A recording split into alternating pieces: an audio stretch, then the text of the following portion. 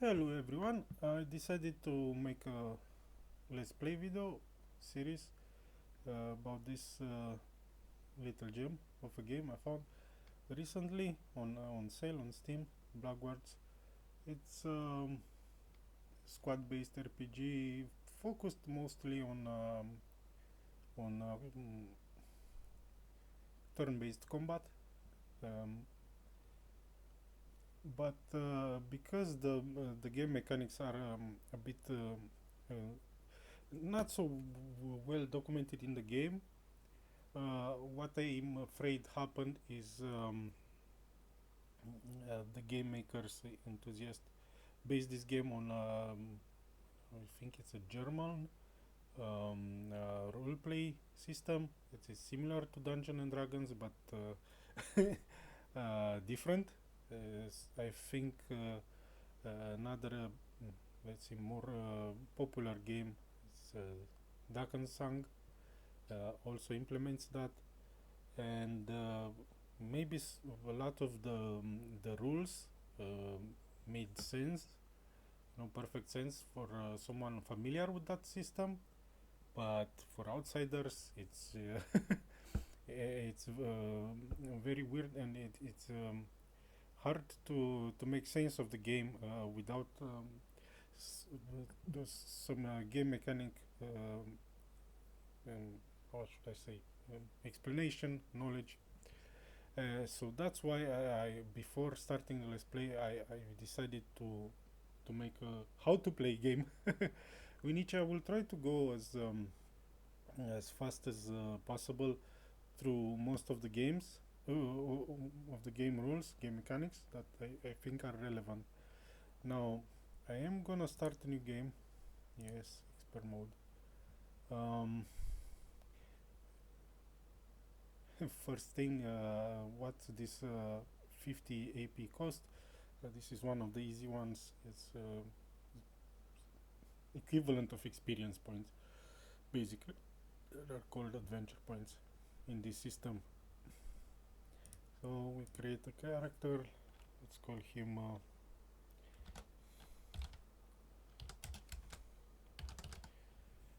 Okay, we're gonna make him a caster since a lot of power can be accessed uh, by casting spells.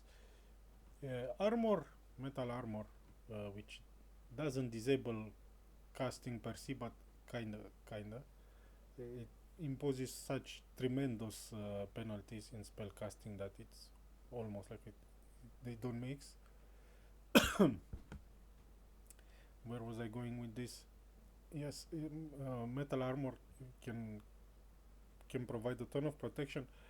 However, there is really the encumbrance system in this game. It's really, how should I say, unforgiving.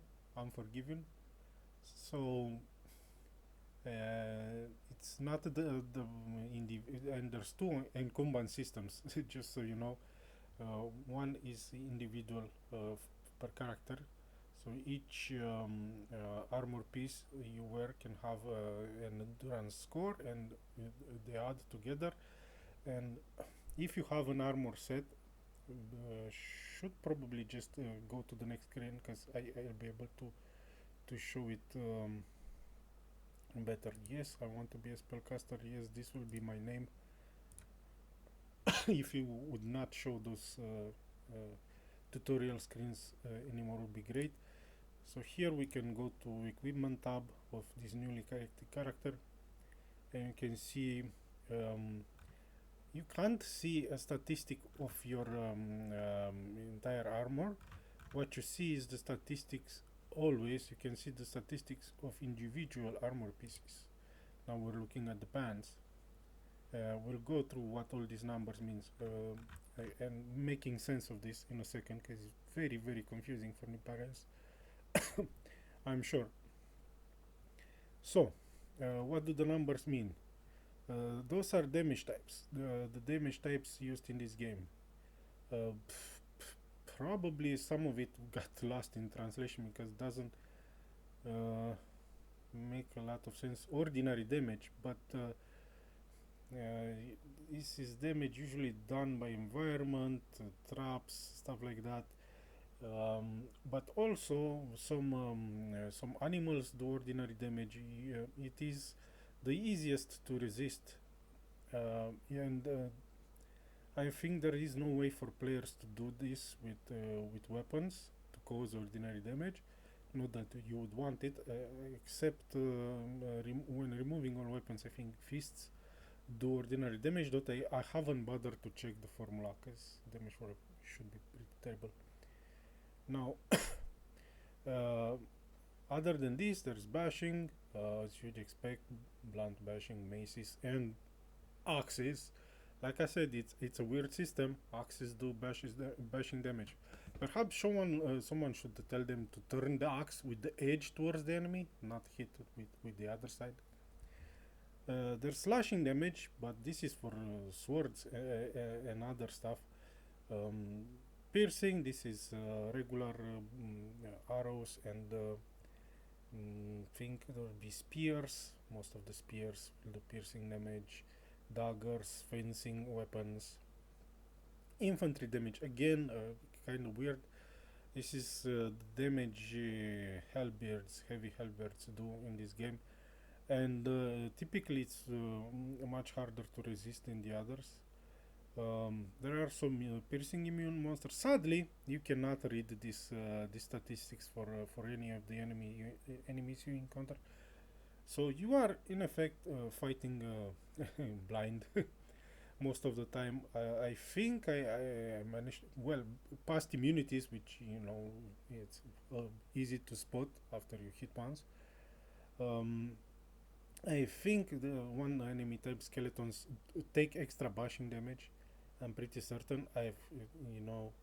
After deducing the likely damage formula the game uses, and scoring way above expected numbers, what should have been possible, the only explanation was that, and it fits with lower what you expect in these types of game. Skeletons take extra bashing damage, but would be nice to be able to read this in I don't know, monster encyclopedia, perhaps using a skill in game. Perhaps I'm talking about how other games do it. Obviously, you're not gonna have research laboratory to research corpses like an XCOM, but maybe some identify. And the funny part is there are. Let's go back to character sheet. We'll go back to armor. There's gonna be a lot of parentheses because the system it's really complex. There are some talents in the game, like Warcraft and Animal Lore, which supposedly allow you to gain extra information about your opponents, but it is superficial information. Sadly, you can see um, um, uh, the hit points and stuff like that, and their speed, how much they can move in combat, which is obviously useful, but this would have made all the difference to see this. Now back to the armor. So for any see there's two big categories here. There's metallic and non-metallic armor. You put metallic armor on a on a caster, the spells will pretty much always fail. I know the exact number, but it is not the time right now. Add something like -8 to difficulty. We'll get there. And metallic pieces of armor are also typically heavier. Now let's read this. The numbers here before the parentheses, okay, up to incumbents. All those numbers, ignore what's in parentheses right now, because that's how you read each and every individual armor piece. Only up to here, and of course weight, which adds up, and this is the once you start the game, you will have based on the party strength, you will have the ability how much you carry. This is kind of a shop and party creation screen. The party incumbents doesn't show here the mechanic, but once I start the game, it will show. So that's where the weight becomes relevant. Now to the other numbers. Now we chose these boots because they are funny. They provide no bonus whatsoever, but they do cost a lot of money. The only thing they provide is negative incumbents. So you can pair these boots with something that adds incumbents and end up with zero. That's the role of most of the boots. Now they also these leather boots, they don't make they aren't part of a set, but let's see, these brigantine boots are part of a set. And how do we know that? It shows me here what piece of the set items I'm missing. I'm missing the pants, I'm missing the plate, and that's probably the helmet, the Morian. And it shows me in red here, the brackets, what are the set bonus if the set is completed. And the set bonus is so again, ignore anything else, just look at these things. If you complete the set, you get armor rating +1, because just because you completed the set, regardless on what else is on the set, and -1 encumbrance. Other armor set, let's see, we have here perhaps leather armor. This, yeah, also -1, but there's some of the more advanced armor sets provide even more encumbrance reduction. But like I said, in order to gain the bonus, you need to have the complete set. And the other possible set bonus is armor rating. This is a flat damage reduction applied to any damage type. But since this flat damage reduction is applied before the multiplication with these percentages for the relevant damage type, this armor rating, it's not very valuable. You can't get it very high. That's the problem. And yes, there are some heavy armors sets in the game that provides, I don't know, some like memory here. I think we can go online and check. 3, 4. It's still a very small number, and enemies can hit for typically double-digit damage numbers. So that's pretty much nothing. But the percentages, on the other hand, can be very, very solid. You can end up with I don't know, by mid game 80% ordinary damage reduction. Here, bashing, slashing, piercing, you can get them 50% around.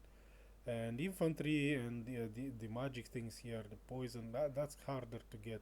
Typically you would use spells when spell buffs when you need those type of protection. It's kind of hard to get from equipment. Itemization in this game, it's how should I say it? It's not randomized. Pretty much the most important drops are set, so that takes a lot of the replayability from the game, sadly, because you know where the particular item you're gonna get, how it's gated between this quest chain and so on and so on. But also there's because of this, probably because of the rules behind, they don't leave a lot of room for how should I say, a lot of variation in equipment. Weapons in this game, I think I could show. Let's try weapon table. Not this. Here, we'll get back to this later, but this is the list of weapons. If you would look here at the base damage for now, dice plus, and those are all the weapons in the game. Daggers, fencing weapons, swords and sabers, axe and maces, quarter staff. The thing that I want you to notice right now is that the damage between, I don't know, the shittiest weapon at the beginning of the game and something, you know, seemingly extremely powerful, it's not that high. Yeah, even you know, a lowly peasant with a knife on his lucky day when he rolls one with the 20 sided dice can crit and do double damage, and even the very well protected noble is still gonna feel it. It's not how should I say, big effectiveness gap in weapons, early weapons to end game weapons. It's more realistical. I mean, it's not like in other games when these scales even logarithmically uh, thinking Borderlands or something like that. Nothing ridiculous like that. The weapons don't scale a lot. Back to the game screen. Um,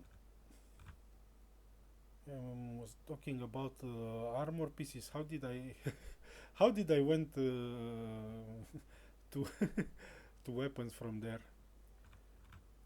And these numbers in parentheses here, those represent the total armor. So the sum of your equipped weapons, armor pieces, if you have this plus this, and in total I have 40 ordinary damage. I have 20 from this piece, leather cuirass, and let's see, and there's 20 on the pants. So 20 ordinary on the pants, 20 on this thing, adds to 40, so I'm certain the boots don't give any. And as we knew, the boots didn't provide anything.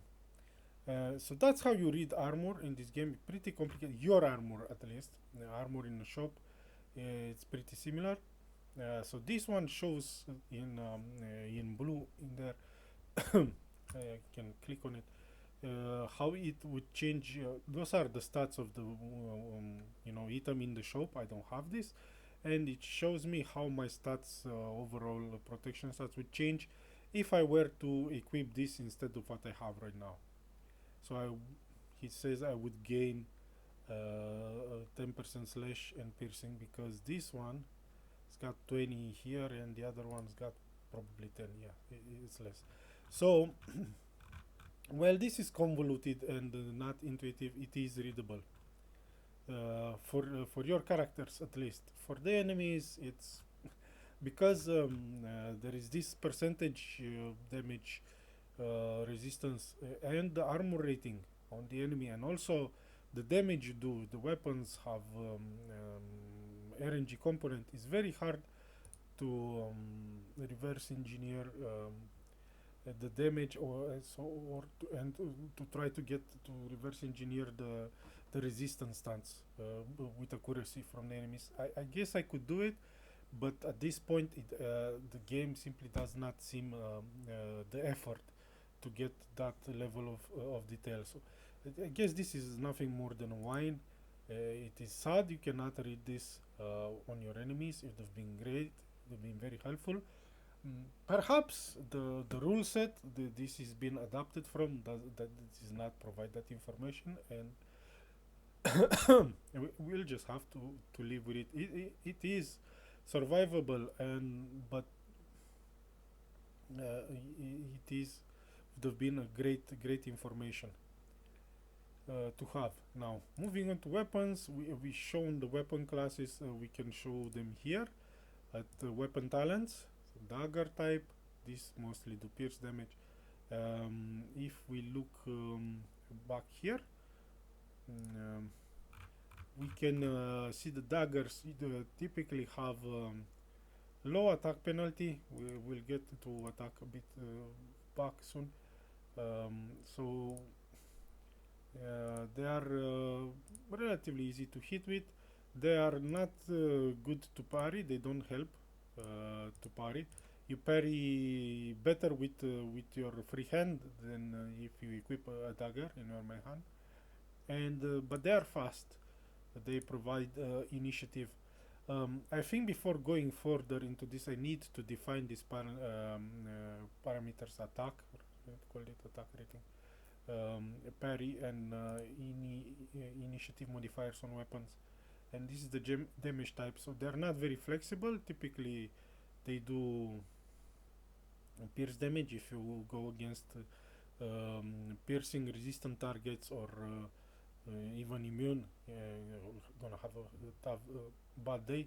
We'll get back to this in a second. Let's go to, I think this. I've also made a written guide to help me with this. General concepts. Hopefully, this will be a bit more focused than me going from armor to weapons and back to all the other stuff like in the free speech before. This should be a bit more better organized since it's already written down. So, this game uses turn-based combat, but you can search for this and to read it later. Is on Blackguards guide, damage-related game mechanics. There's not a lot of guides there yet. Probably won't be. By default, all actors can perform one move action, depending on speed statistic. We define it a bit lower, and one uh, special attack. You can do special attacks, cast a spell, use items on a belt, interact with objects, switch weapon sets. All of these possible actions, the game simply defines with a wildcard action. You can get an extra action per turn, and that's it. One extra action per turn. With reduced initiative, we go to initiative again below in a second. Using a level 3 spell, it's called Move of as the Lightning. It's probably the most game-changing spell in the game. um, in most circumstances, perhaps in particular applications, other spells provide singular more benefit, but this is actually better than anything else in any circumstance you can think of, because you can use this spell to give yourself another action, so that other action becomes free to do whatever else. You cannot beat this. Again, you come perhaps from other games where you can get multiple attacks per turn. I remember, classical Baldur Gate. I think the limit was 10 attacks, whirlwind attacks.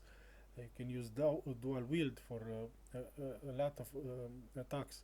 Here, you can get kind of bypass the rules a bit by using two weapons. So one action is a dual attack. You attack once with each weapon, or there is a special bow attack that as an action is a special attack, fires three arrows, but they are all treated like a single attack. There's one hit roll if they hit or miss. So one action per turn. At most you can get two with this spell.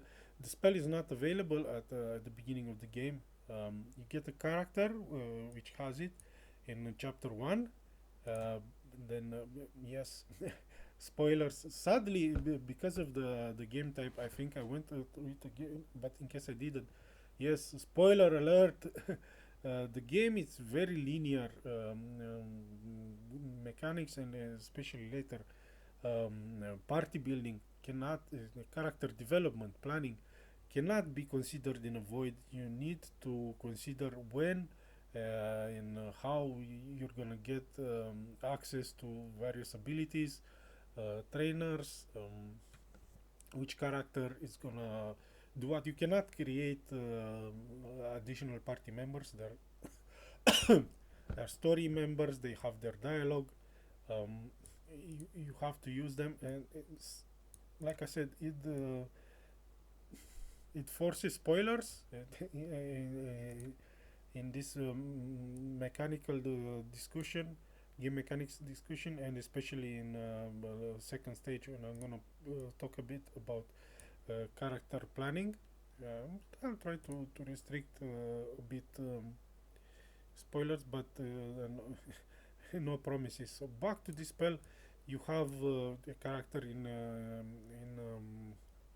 uh, chapter 1, and then you get access to the spell in chapter 3. It's a semi difficult quest, not very difficult. There are definitely much tougher fights in chapter 3 that this spell obviously makes doable. Or let's say easier. This spell makes everything easier. Balance issues, perhaps. Now, speed parameter alterable in during combat, obviously is not set in stone. Controls the maximum number of axes for available for movement during a combat turn. Similar system with XCOM series, but it is better since allow you to manually path, to choose the path, which is actually very pretty much mandatory in this game, since there are floor plate triggers that stepping on one by mistake with the screw your strategy, I don't know, lock you inside the room with the big bad monsters, or open big bad monsters door to come and eat you. um, Hidden or detected traps, visible. Various environment hazards. You can go into shallow water and fall into how should I call it, sinking sands, quicksand. Attacks of opportunity, you need to path if possible around and enemies, and stuff like that. It is superior to the ISCOM auto pathing system. Now, base value for this is agility is one of the base attributes of characters. So the base value is 6 plus agility score minus 1 uh, um, times 5 and rounded down. Not times 5, divided by 5 and then rounded down. So the breakpoints, at 11 agility you get 8 base speed. Um, at yeah, at starting characters you cannot go lower than 8 agility, so that translates to 7. First breakpoint would be at 11 agility. Increasing the base attributes, it's expensive. Um, uh, Experience-wise, adventure points, how they call it in this game. You're not gonna be able to do this a lot of attribute boosting early. Um, a second speed, moving speed, combat moving speed, breakpoint is at 16 agility. 16 agility, it's a lot of adventure points, better worth it.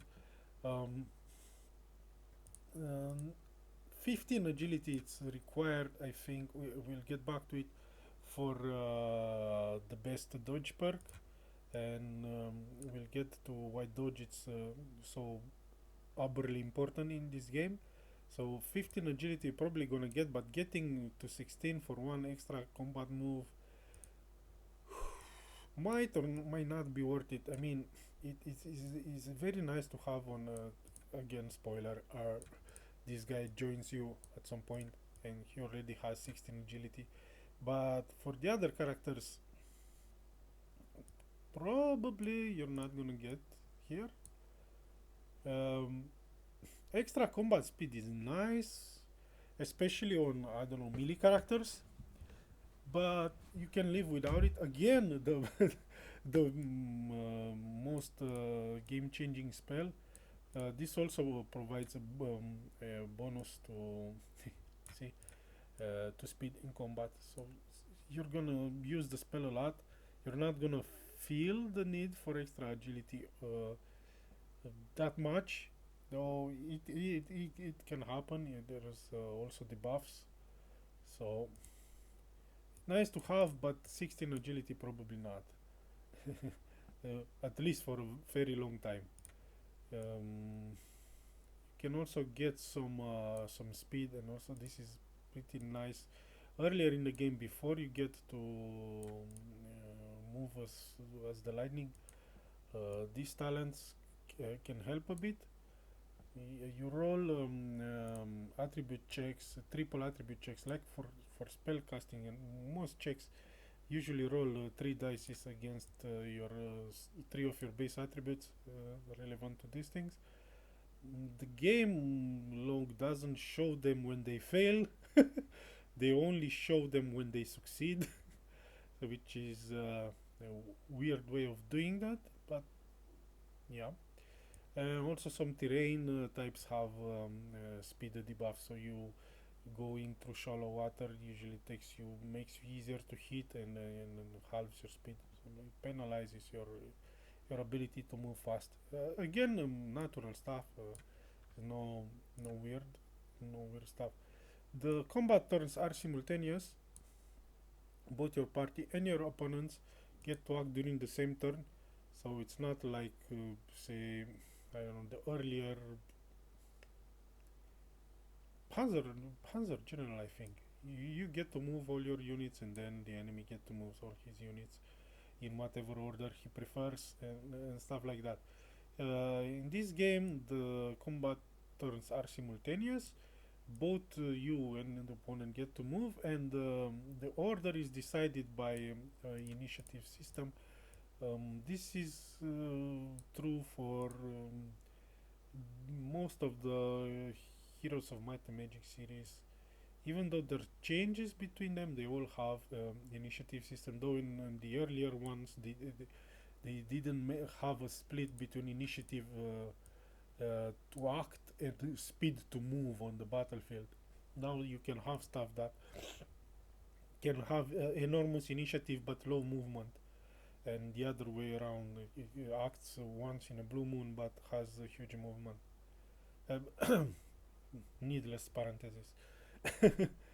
um, the initiative default initiative value is 2 times courage, again 3 base statistics.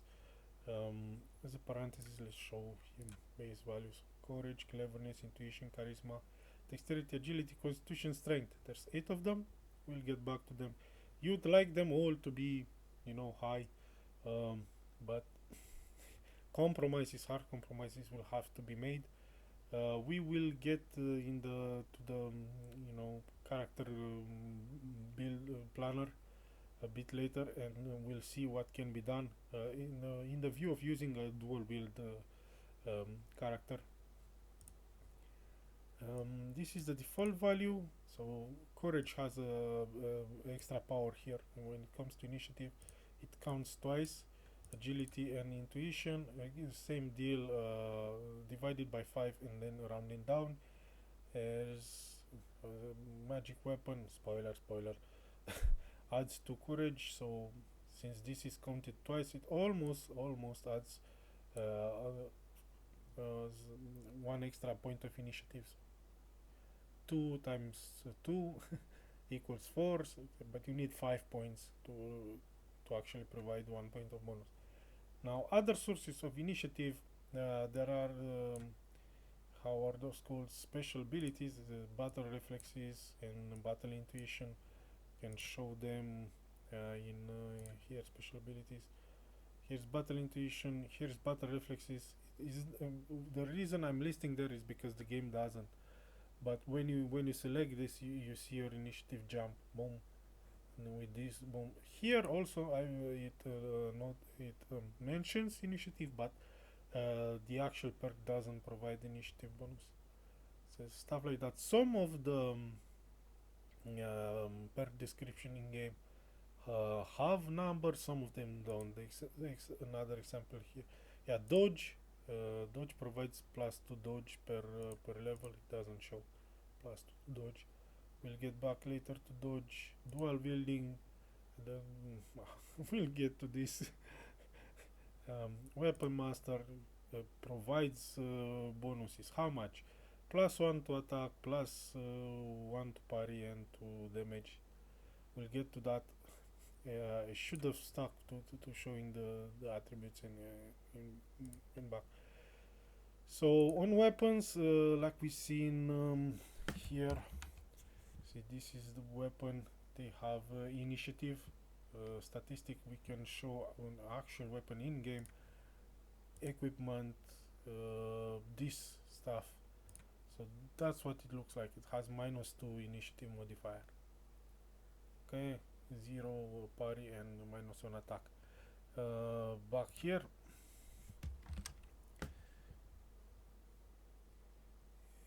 um, yeah, when dual wielding, the initiative for both weapons is added. So if you use weapons with bonus to initiative, typically daggers have the best bonuses to initiative. You can get a lot of initiative. If you use dual bashing weapons, those things um, have usually, well, can show bashing weapons, axe and maces.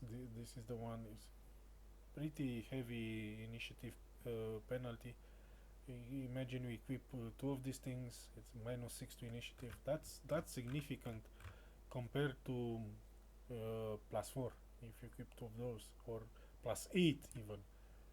+8 compared to -6. That's 14 points of initiative difference. That's you know, heaven and hell kind of difference in this type of game, number wise.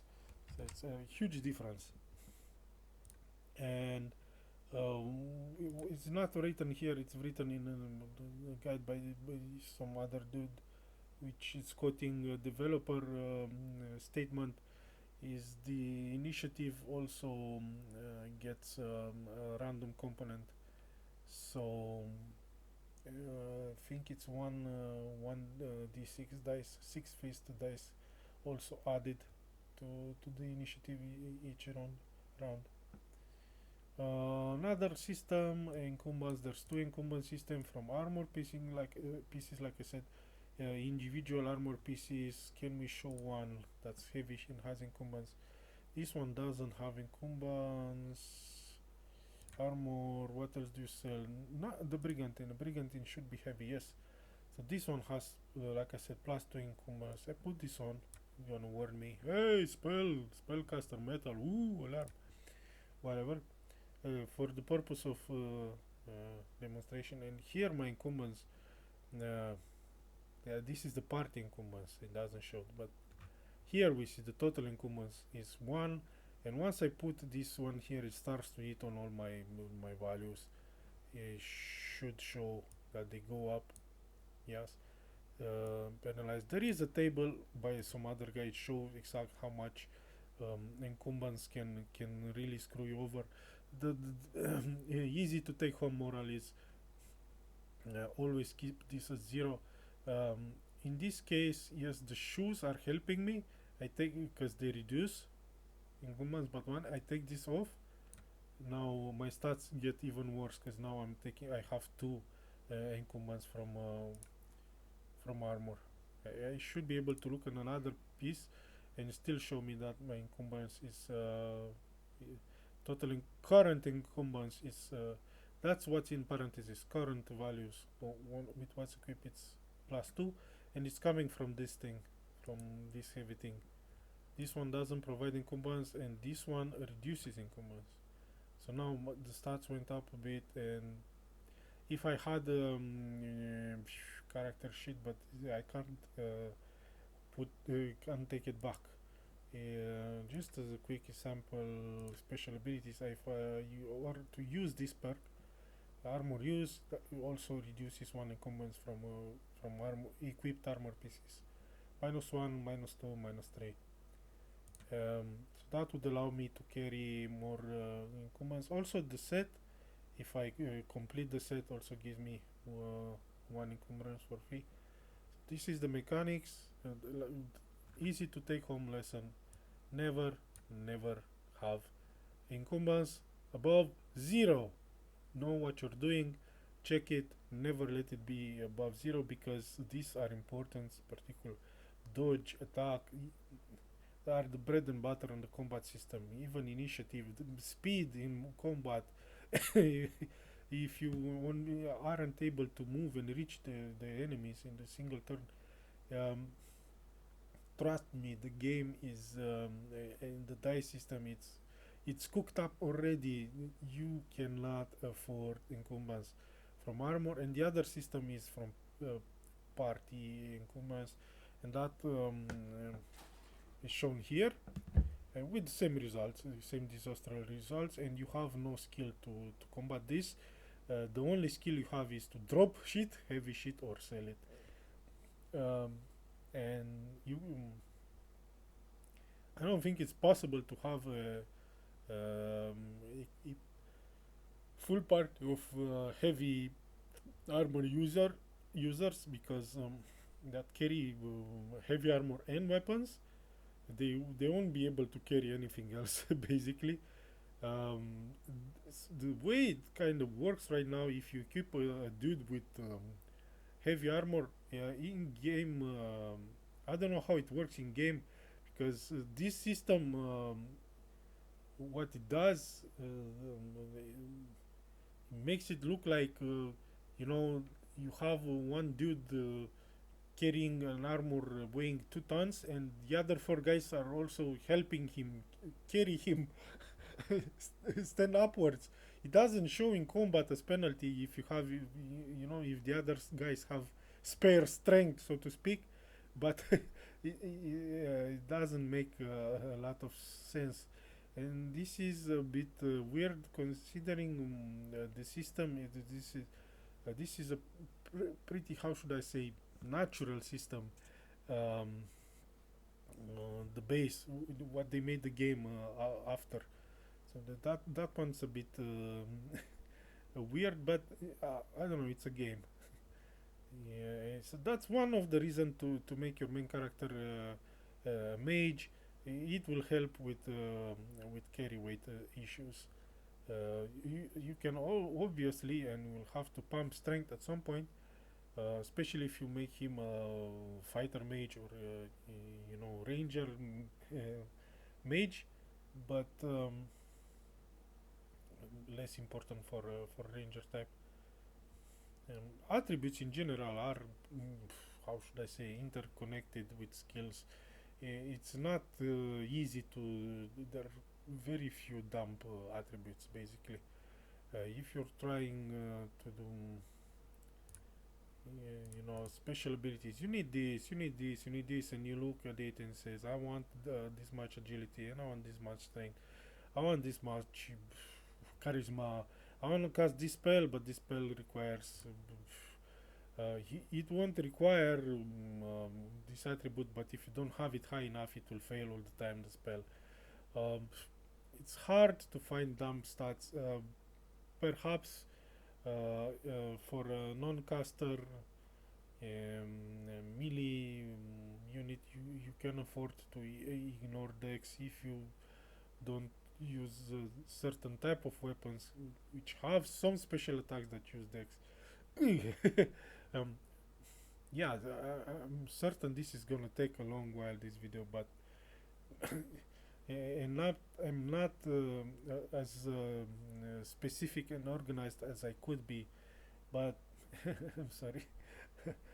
This is just so much ground to cover. So going back to yeah, obviously you could pause the video, find this, and read it in I don't know 2 minutes. While it's gonna take me I don't know half an hour. Um, to hit attack rolls for weapons. Obviously, critical mechanics. Other guides touch upon it. The base chance to hit for melee weapons is 60%, for ranged weapon is 50%. There is a single to hit 20 faces dice roll for every attack, even special ability attacks. Now, jury is still out on Arrow Storm. I think there could be actually seven hit checks there because there's potential to hit multiple enemies. You need to consider different dodge and parry values, but for everything else, there's one dice roll. Even for special ability attacks that hit multiple times, like a triple shot, this is for bows. fire 3 arrows. And for two-handed attack, this is basically dual wielding when you attack with two weapons, and if the weapons are poisoned, you will apply damage 4 times. So it's weapon hit, let's say it's blunt, goes against blunt resistance, then it applies instant damage from poison, so which will go against poison resistance, target poison resistance, and then it will also apply debuffs. Usually at the beginning of the turn, poison will take damage for the I don't know, set the duration, some turns. We'll get poison again later. We'll repeat this, and also can debuff various other stats such as speed, initiative, and we'll get to more important other important ones such as attack and dodge, which is what we're talking here in this section, mostly the attack rolls for weapons. So we said the dice has 20 the simulated dice has 20 faces. Roll 20, it's auto fail. If you can imagine, you know, Achilles blessed with all the blessing spells in the world, and wearing the I don't know, Rolls Royce of gear, combat gear, and when he goes against barn that's built all around him, and 5% of the time he's gonna fucking miss it. If you can imagine, how is that possible? 5%. All melee attacks carry 5% auto fail chance. You know, you need to read this, take pace, read this as many times as you need to. I think there's a quote I made somewhere around here. I think it's from Lock, Stock, and Two Smoking Barrels. Yep. Knives never jam. Guns for shows, knives for pros. Well, it's not like that in blackguards. In blackguards, 5% chance to fail. All weapon swings, no matter how good and how much you've invested in a character and skills and gear, ultimate gear and whatever, they and sometimes, you know, there's timed missions and there's debuffs in play, and on top of everything else, like, the enemy can be reasonably hard to hit. It's not so overwhelming odds in your favor, but even then, always 5% chance to auto fail. Weapons are not to be trusted. Read this and understand it, because it's crucial for how the game works. You need to be prepared for your weapons to fail a lot. Same is for range. Not same, it is even worse for range weapons. Range weapons also critically fail on 90, so this is already 10% auto fail chance. 10%. 2 in 20. Look at it as you want. Weapons are not reliable. Weapons will betray. If you roll 1, that's an auto hit, and this is the other side of flip of the coin, so to speak. Armless and legless village idiot flinging poo. How is he doing without arms and legs? Trying to hit a space shuttle that's orbiting Saturn or something, another galaxy, and he's gonna fucking hit it and do double damage to it. 5% of the time. Again, think about this. keep in mind the weapon, how should I say, difference between best and worst weapon, it's not that high. So even with shit weapons, you are never safe. That 5% is actually a lot, considering you're pretty much always gonna fight outnumbered. Sometimes, you know, there's time limits involved. Two critical misses in a row and two critical hits from the enemy, and the battle is over.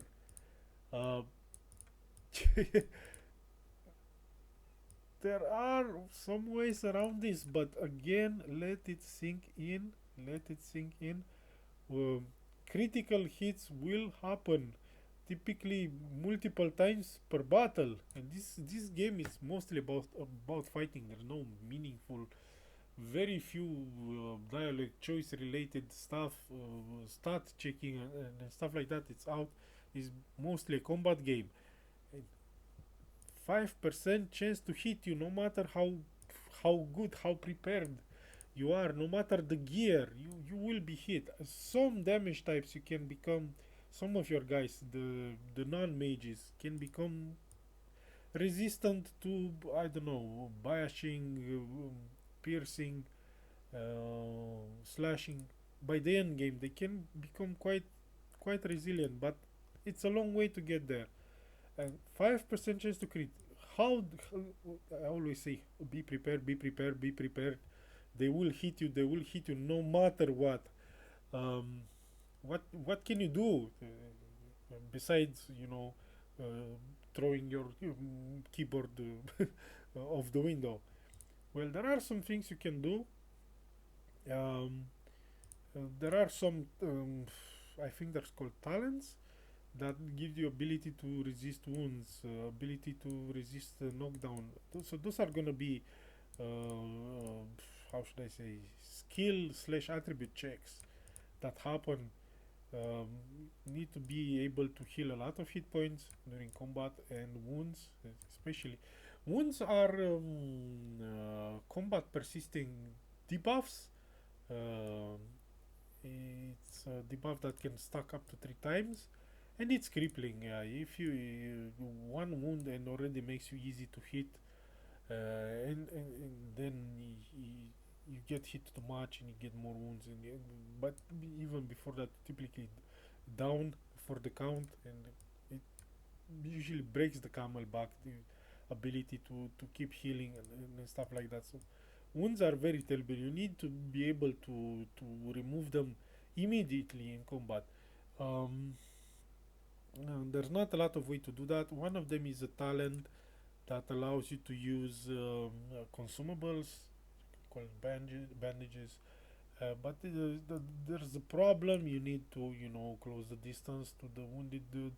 You need to have that skill to high level, and also it occupies belt space, and belt space is really limited in this game. I think the best belts, but you're not gonna have enough for party. At least not for half of the game, or even better, more than half of the game. And it should really be reserved for critical stuff like mana and healing potions. So wasting that for bandages, um, need to have the skills to to resist most of those wounds in the first place. Ability to heal a lot. Armor, yes, the weapons will fail you a lot, but armor can help. Uh, Assuming you did your homework and you are able to find it, because you can't just buy it everywhere. The best pieces usually, how should I say, gate locked behind quests, quest chains. But and also, many of them will cost a lot of money.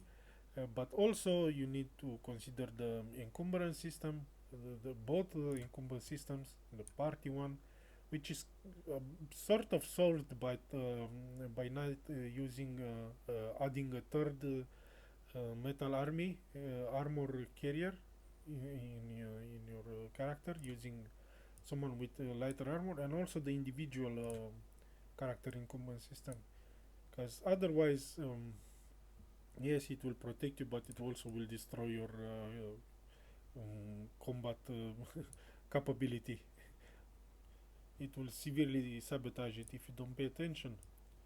So the dice is the arch villain in blackguards. Prepare accordingly to work around the dice, or otherwise will break keyboards or worse. Um, we talk about a lot of time about these critical hits and misses, but In between critical hits and misses, the game is also uh, magnanimously willing to consider actor skills. So if it's not, you didn't roll 20, you didn't roll 19 with ranged weapons, you didn't roll 5. If you have a weapon with extra crit or crit from a chance, you didn't roll, I don't know, 2 or 3.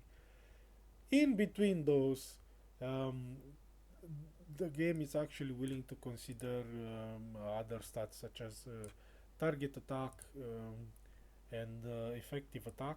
It's like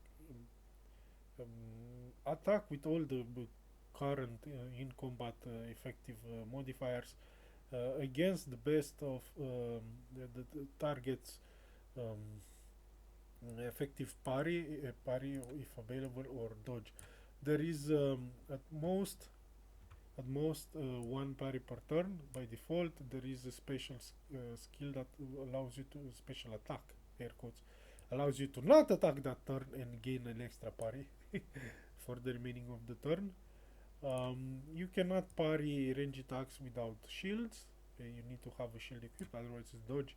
There is no limit to the number of dodge attempts per turn, but there is a stacking penalty for each successful dodge per turn. So if you're fighting something very dodgy, it pays to have your mages try to swing and miss against it a couple of times. So that will make it a bit easier for your heavy hitters to hit. If you don't have other ways to lower his dodge, you could use I don't know, spell debuffs, though those are typically difficult to pull off. Requires heavy attribute and spell a lot of experience basically, because um, especially later in the game there is gonna be magical resistance where you can use poisons. Those are easier to apply, but again, the limiting factor there is that poisons are like everything else, every consumable, it's limited. Vendors do not restock anything throughout the game, so if you use all the arrows, that's it. You respect to melee weapons, because there's not gonna be more arrows. Because some enemies you kill, also drop arrows and stuff like that, but don't worry, I think there's plenty of arrows as it is in the game, unless you try to make all characters to be arranged, and then you might run into some problems. So one is that they are limited resource, and two that it obviously cost money, limiting the access to them even more. Base melee for the base melee attack value. So this is courage for plus strength plus agility, divided by 5, rounded down. Base range attack. This one is not weighted on 3 attributes. Surprisingly, this is only related to dexterity, but so it has a 4 default, plus then there's dexterity divided by 5. Um, and this is something that helps us, kind of makes dexterity a dumb stat for characters that don't use range attacks. There's not a lot of critical spells that use dexterity. Dexterity, sadly, is not listed in the game, and by memory, I don't have it. Dexterity might be a factor here in talents. Oh, we can check. Body control, no dexterity. Willpower, no dexterity. So these are some very crucial talents to have. Willpower checks against ability to resist knockdown attempts, and this can come from special attacks or from spells. There are spells with secondary knockdown, so they can come from traps, it can come from poisons. All of these, courage, constitution, strength, helps you withstand this, and you can add the willpower talent to help. This other one, body control, is uh,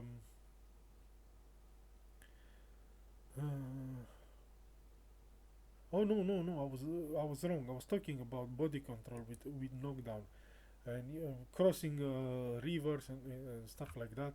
All of those things conspire to to knock you down on your back, and this is body control that helps. Willpower, on the other hand, is the ability to resist wound checks. Basically, every critical hit can will also do a wind check, and also there are some special attacks that do wind checks, and there are also some unique weapons. Very few of them. You can, you know, uh, fingers of one hand. I think we can show. Um, Look at special properties. So there's this dagger, which I haven't found it. I played up to chapter 4, and I think there's 5 chapters in the game. So there's one dagger, and there's one spear, unique spear, and there is one unique reaper. I think this one is also chapter 5 weapon. Not a lot of weapons that have wounding by default. So on paper, wounding, it's extremely powerful. You have special abilities. This, so this one, it says it inflicts wound. That's a lie, and it inflates the perceived value of these skills. No, it does not inflict wounds, as one would hope. There, it what it does is how it works against your character. Thankfully, um, it does wound check, which you can resist, which your target can resist using its willpower and its attributes, which most of the endgame characters will resist or be outright immune to. So, while yes, wounds, ability to inflict wounds, is extremely powerful against the enemies that are vulnerable to it. Which enemies are vulnerable to wounds? No fucking way of telling. Really, just like with armor pieces.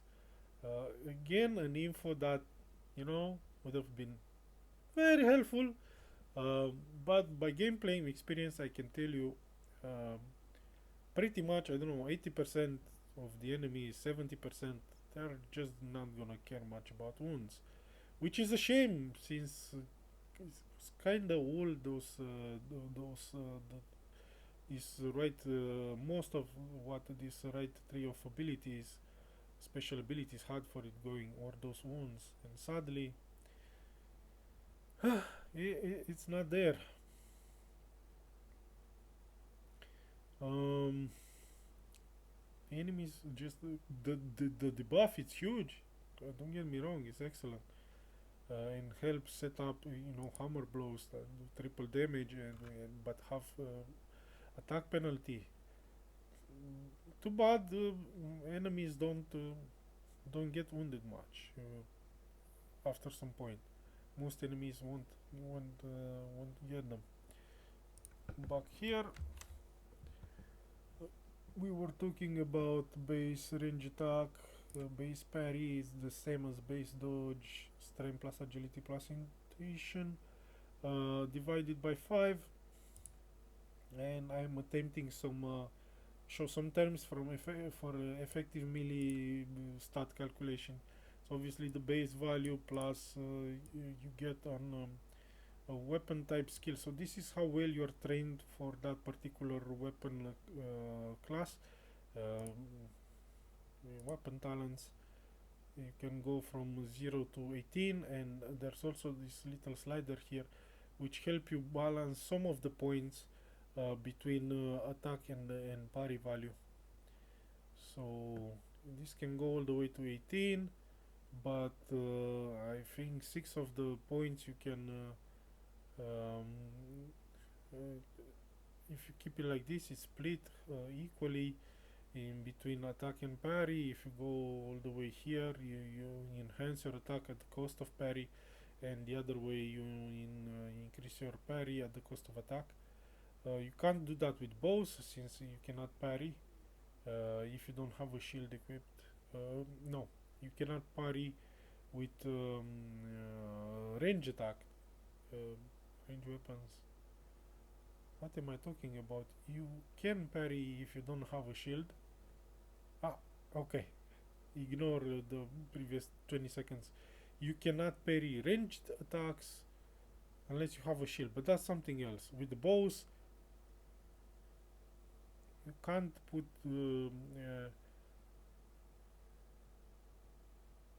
okay, when you have a bow, you cannot parry range attacks unless you have a shield. That's how it is. So when you have a bow equipped, you cannot parry range attacks unless you have a shield equipped. Or is it no? You cannot parry range attacks regardless unless you have a shield equipped. That's how the rule works. But then why can you use this here and not for bows? I don't know. Mm, you can never parry. Basically, that's what it means with ranged weapons equipped. With weapons, you can parry even if you don't have shield. But if you want to parry, ability to also parry ranged attacks, then you need the shield equipped. Brr. I've made a total mess out of it. Did I write it down clearer here? One parry per turn, two with defensive special. Cannot parry range attacks without a shield. Okay, here it's clear. No limit to dodge attempts per turn, but there is a stacking penalty per successful dodge during each turn. So for melee attack, base weapon type, like I said, how well you train a particular weapon, cost experience to improve. One weapon attack that we shown before, we can show again. So generally fencing weapons have a good attack modifier. They're easy to hit with. Some cumbersome two-handed weapons like executioner sword or reaper on even maces and stuff like that usually are very hard to hit with. So there's again a big difference between -3 attack and +4 attack. It costs a lot of adventure points to gain that difference. Uh, excuse me, just by weapon talents. This cost goes up quickly, relatively quickly. It's still cheaper to increase attack using this than from attributes. Attributes, look, 200. This one starts way cheaper. Back to the guide here. What else? On shield attack, yes, the shields also have the same modifier as weapon. They have attack modifier, they have parry modifier, usually positive. Shields help you parry, yay. The attack modifier, usually it's negative. They hinder your attack, but not a lot. And they also have pretty hefty initiative penalty on most of them. They slow you down. The combat order, not movement. Shield use is a special ability that allows you to counter the shield penalties. The shields that have no penalty, it even provides attack bonus. So you can hit better when you have a shield equipped. Spell effects, there are buffs that increase your attack.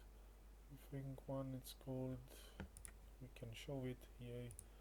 Spells here, this stun fast cut, like you can start with this your character. The problem is the governing attributes is charisma and intuition. Those are some attributes that are not really relevant to, so you say charisma, see it just spell points. It doesn't cover the big important combat things. And what else for intuition? Oh, intuition is good. What what the other problem? Courage, intuition. Well, courage is again problematic. It helps attack but not parry and dodge. But basically charisma. This is the pain. Um, you and it costs a lot to improve at the cost of parry, dodge, initiative, stuff like this. Um, but it is one of the better spells. It's not at the same class. Oh, I already learned it. Yeah, whatever. uh, Probably I would have clicked for it anyway. Again, this I think this one is available early in chapter 1. This one won't be. It's available in chapter 3 and it's gated behind a very tough fight. Um, I know I picked this and it's a really powerful spell. Um, both effects are incredibly useful.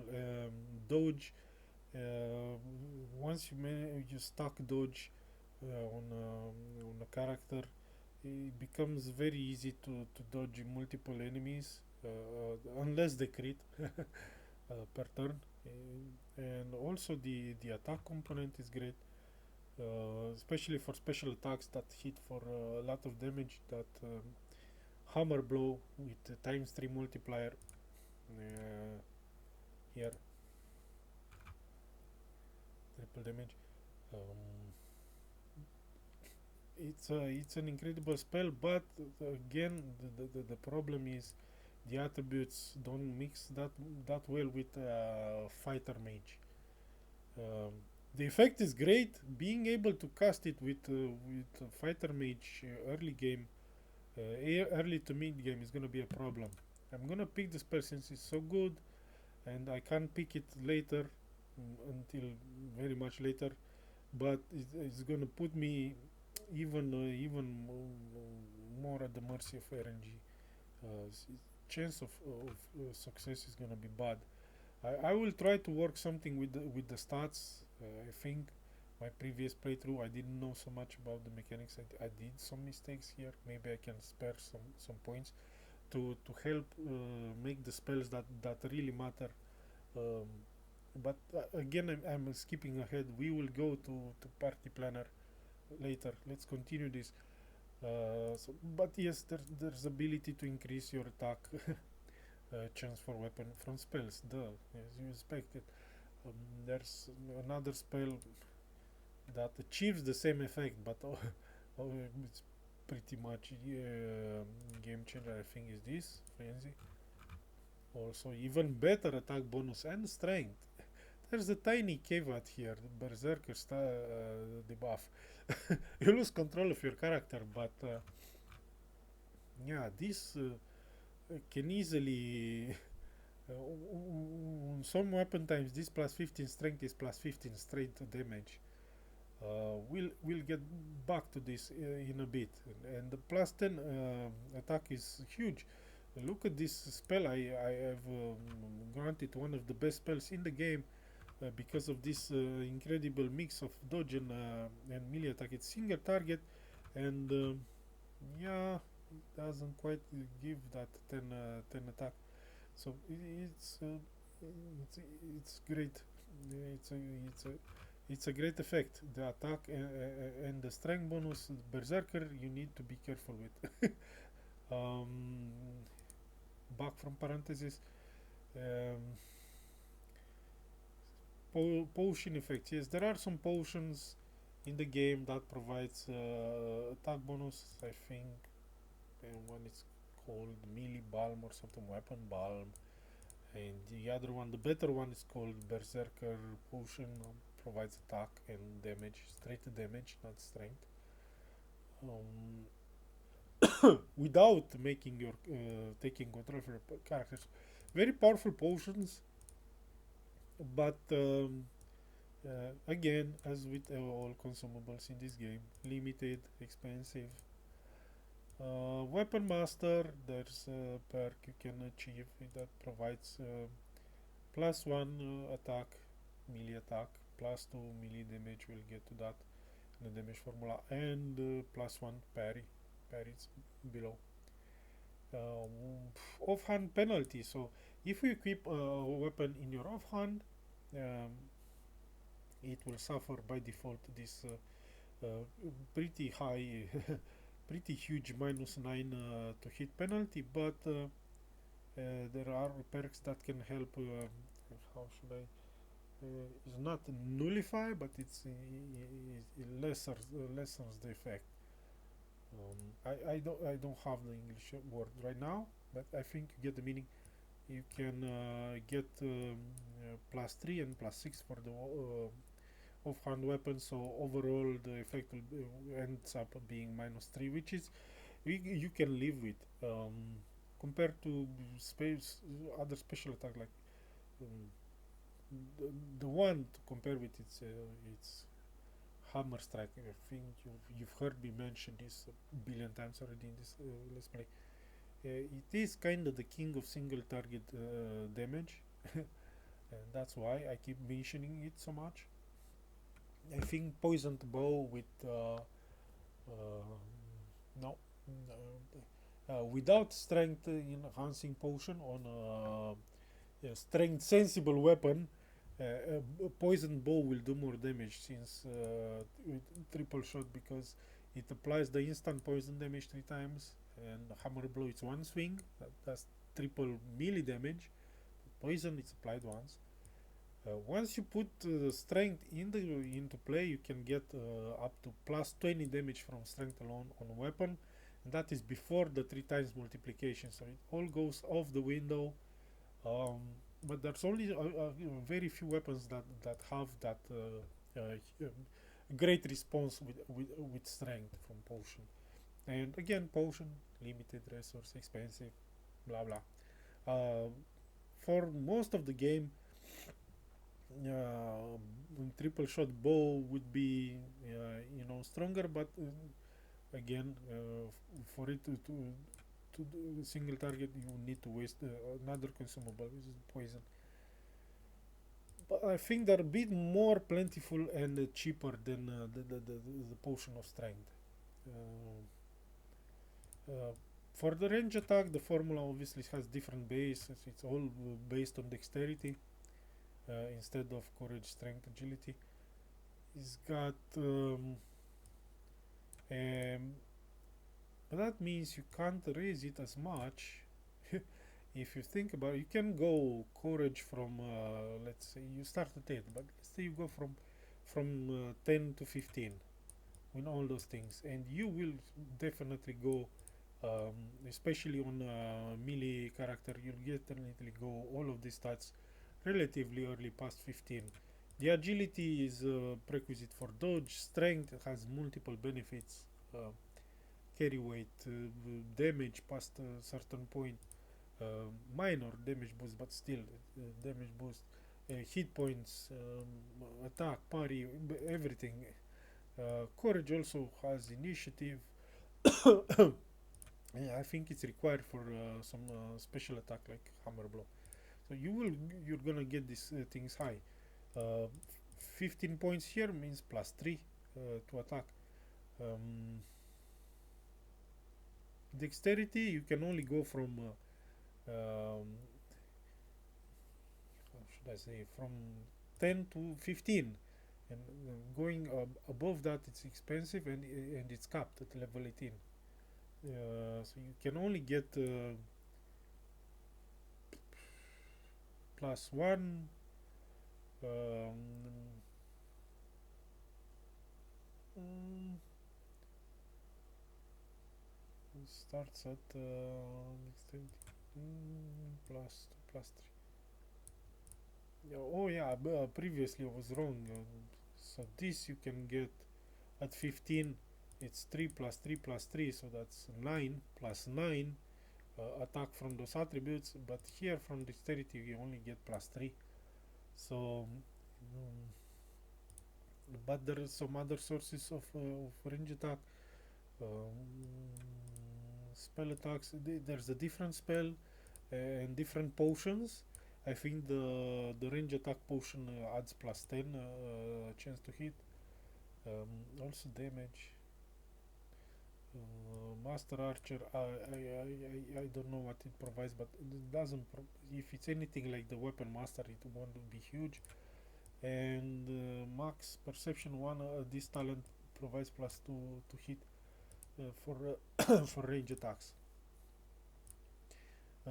Why is this important? It is important because triple shot, the single target damage dealer skill, also like the hammer blow for melee weapons, has a pretty crippling -12 attack penalty. Oh, and it's not written here. I should read. I should really write it here. It is special ability penalty. I if I don't forget after this, I will edit. Parry and dodge. So they start from the same base, but then they differ. And how they differ? Weapons can have parry modifier. There's not gonna be a weapon with a dodge modifier. So, but typically it's a negative. The parry stat on weapons, but every now and then there might be weapons good at parrying. Let's take a pick. So we look at this column, parry. So you see swords, daggers are shit at parrying, except this. But this is probably something unique I haven't found yet in the game. Fencing weapons are not super terrible, but bad at parrying. Swords, some of the swords are parry neutral. And this thing, which I haven't found yet in the game, is provides parry bonus. Axes and maces, as you'd expect, make terrible parry weapons. Staffs, okay, so this staff can, the basic staff model, it's parry neutral. There's this unique spear that can help with parry. Two-handed swords, again, pretty terrible. Except this one. Oh no, here. This is the column we're looking at. No, pretty terrible. And again here, pretty terrible weapon. Parry-wise, most of this weapon.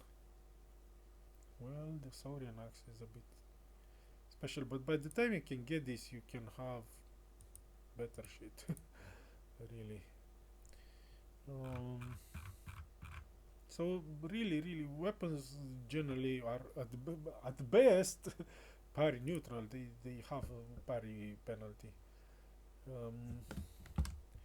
Then you have parry statistics on shields. As you expect, shields will have positive parry. Modifiers, not huge amounts, but something like +2, +3, +4 on the really good ones. Spell effects can help parry, though I know for a fact there's spell debuffs for parry, I think, but it's bonus to parry. Weapon Master +1 parry. Parry mode on offhand doesn't influence anything. Okay, so if you put a -5 to parry weapon on offhand, it's not gonna matter for anything. Effective dodge, okay, so like above, starts from the same base. Then there are some dodging perks which can help you. There's 3 of them in total. Third trainer, it's available in Act 3, but it's kinda hard to get, as you'd expect. Feint, if you are being attacked by feint, the feint attack gets a benefit to target effective dodge and parry. I don't recall by heart. I should pay more attention next time when I will edit it in. It's either -4 or -6 parry and dodge, and this should be up on both. It's this should also be here, listed here. Hopefully, I probably should have paused the video and written down some of this, because I'm sure certain I will forget. Cumulative successful dodges, yes, so you can keep dodging, but your effective dodge for the turn will be diminished with every successful dodge. So you can pile up on a high, very dodgy target, and use yeah, low chance to hit attacks. I don't know, mages with tiny puny daggers and rapiers and whatever. The rapier are quite accurate, and quarterstaff and whatnot. And then, as the victim keeps dodging them with ease, its dodging stat gets lower, and then you can punish him with hopefully connecting hammer blow. Penalty for botching special attacks. This is something that we don't have a value on, but it is speculated. It's listed, I don't know, manual dev statement or something, that every time you miss a special attack, like for example, hammer blow, which has very big attack penalty, which I didn't write in here. Remember to add it.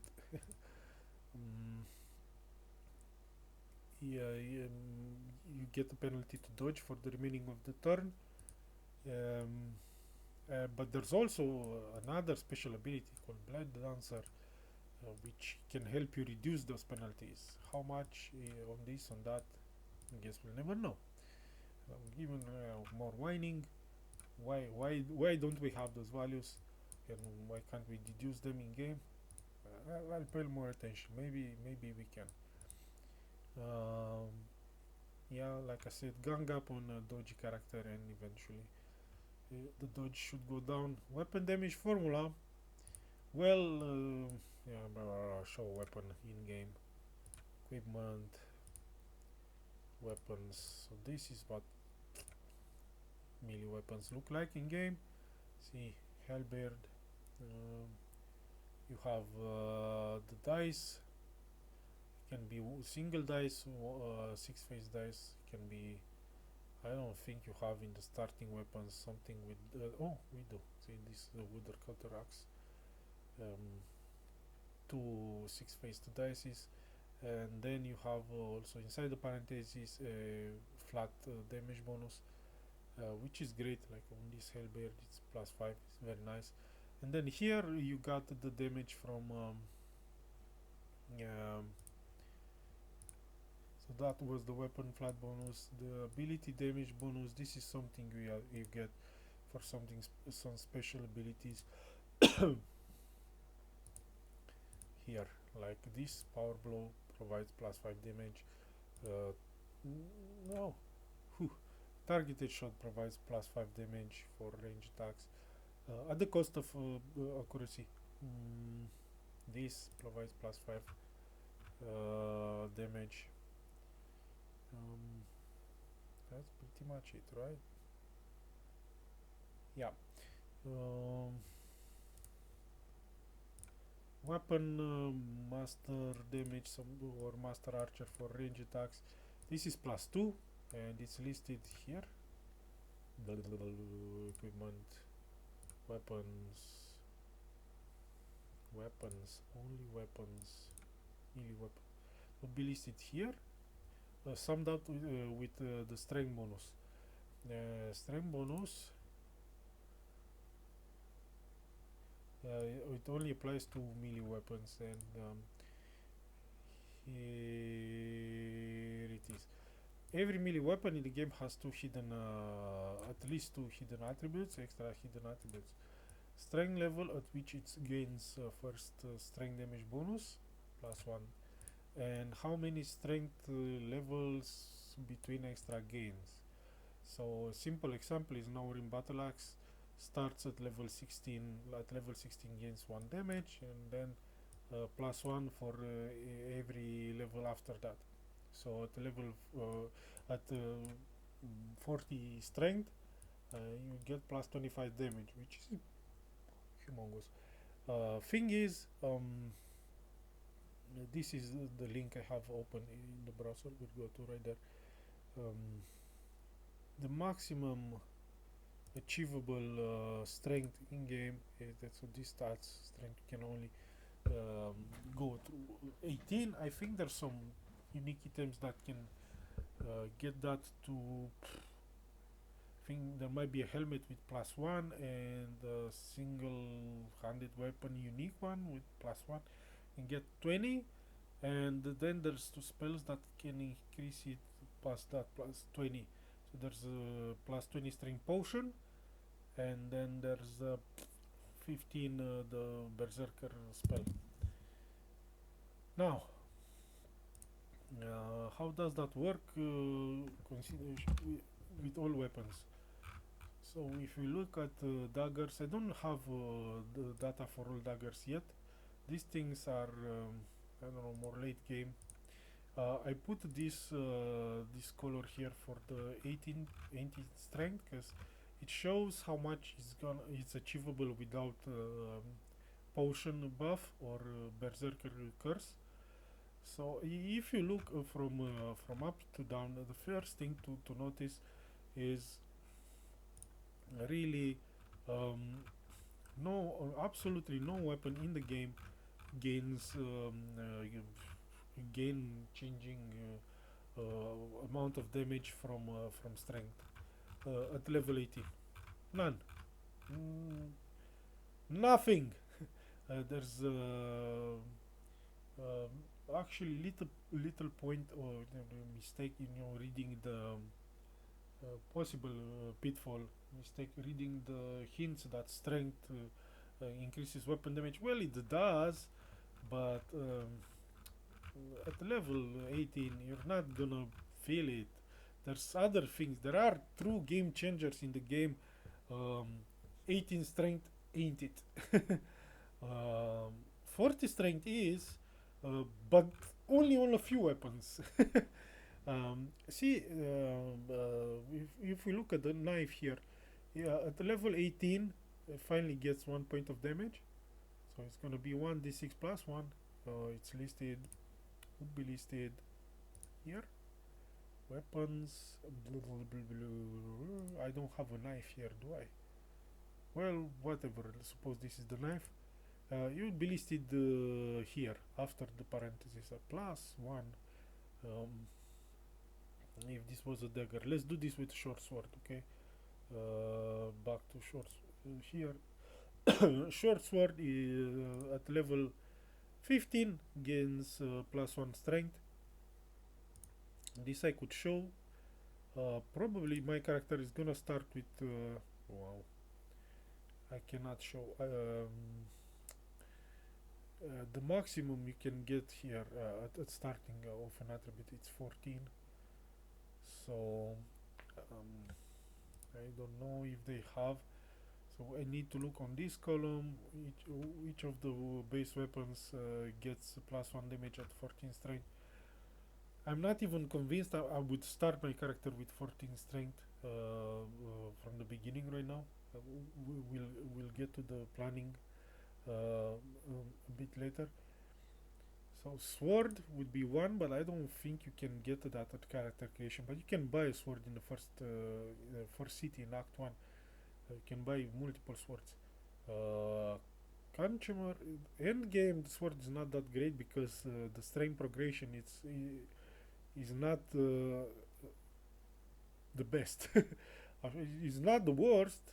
The swords generally have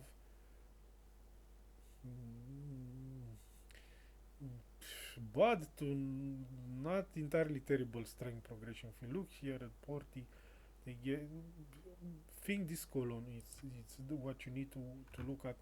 So knives 6 strength levels per damage gain. So that's terrible. That's a starting weapon. The dagger Overall, the dagger class it's not a good implement of it doesn't scale well the damage with strength. Okay, neither of them. The less terrible of the batch is the heavy dagger, or maybe some of these things I haven't found yet, but I doubt it. This is a poisoned dagger. This one's supposed to be wounds. Maybe there's one unique thing that's a bit better than the others, but on the of the common stuff you can buy early in shops. Heavy dagger is the best. It starts at 15 with plus 1 damage, and it only air quotes. It only takes 3 more strength levels to gain damage. So by the end, at assuming you get 38 strength, 40 strength, or 38 is more realistically, you get plus 8 damage. Um, yeah, you're not gonna use daggers as a melee damage dealer, and this is probably one of the reasons. There's multiple factors here conspiring to this. The piercing, um, again, word of mouth, internet wisdom is that piercing is very heavily resisted, and you can kind of see it on the equipment you can get. Piercing, you can actually get decent resistance on the metal armors, pretty high. Um, so the damage type is wrong. There's no flexibility. The base damage is low, uh, pretty much the lowest compared to other stuff. And the strength scaling is bad. Only thing going for them is initiative. So I think you can use this for, I don't know, spellcaster, especially this thing. You can put this with no skills whatsoever in offhand. There's gonna be no penalty, no ever. Well, you lose the ability to wear a shield, which could help that one parry per turn, but the gain is great. Astral points regeneration, and in the main hand, you can use something like this. Um, the Mage Rapier is another unique item, both available in Act 3. Um, some pretty hard fights, both of them are gated. And this one, attribute boosters, as you can see, attribute boosters are quite rare in this game. So this is precious. It can help charisma related checks, basically spells, some of the spells. Need to take a tiny break. And also there might be some of the talent checks also running on charisma. Um, so this covers daggers, fencing weapons, less of a selection. Again, not as terrible as daggers at scaling with strain, but still terrible. I mean, nah. Here you can see it at a glance. You know, 4, 4, 3, 3 strength levels per damage point gain. That's shitty. Last worst of the bunch of the common ones, at least, is the Rapier, but still pretty bad. It's kind of on the same boat as the heavy dagger. You know, the Rapier, if you look at again, 15-3, 15-3, and it starts with better, much better attack, +4 attack. That's a world of difference if you try to apply poison, and better base damage with +2. I heard some good things about the sword cane, but once I'll be able to reach it in game, I'll put the stats here. It might be at the very least +3 here, but the chances to be plus only 2. So the strength bonus to increase rapidly. But again, keep in mind all this strength scaling nonsense carries weight with berserker spell, buff slash curse, or limited, very limited strength potion. That's when it makes sense to look at strength progression. Otherwise, we covered it in the beginning. Up to 18, everything is shit, mostly. Then we go to swords and sabers. Uh, yeah, fencing again locked into what is arguably one of the worst damage types, piercing. Swords, again, slashing is something almost as bad, if not worse. It's easy to resist by many enemies. But swords have some. There's two models. I didn't get this one. Maybe this one's even better. This one's definitely unique. Uh, this consumer, I think it's also unique or very rare. They can only get one in Act 3 that I can know of. So by level by 18 strength it gains plus 3 damage. So that's very special in that regard. Very few weapons gain plus 3 damage. Wow, Bloodletter is even better in that regard. Still, yeah, you cannot use this the swords for hammer blow. So they are good early game. Take a look at the sword. This is good, decent damage. Starts at level 14 with an extra point of damage. So this is hits almost as hard as some two-handers with neutral attack, parry, and initiative penalties.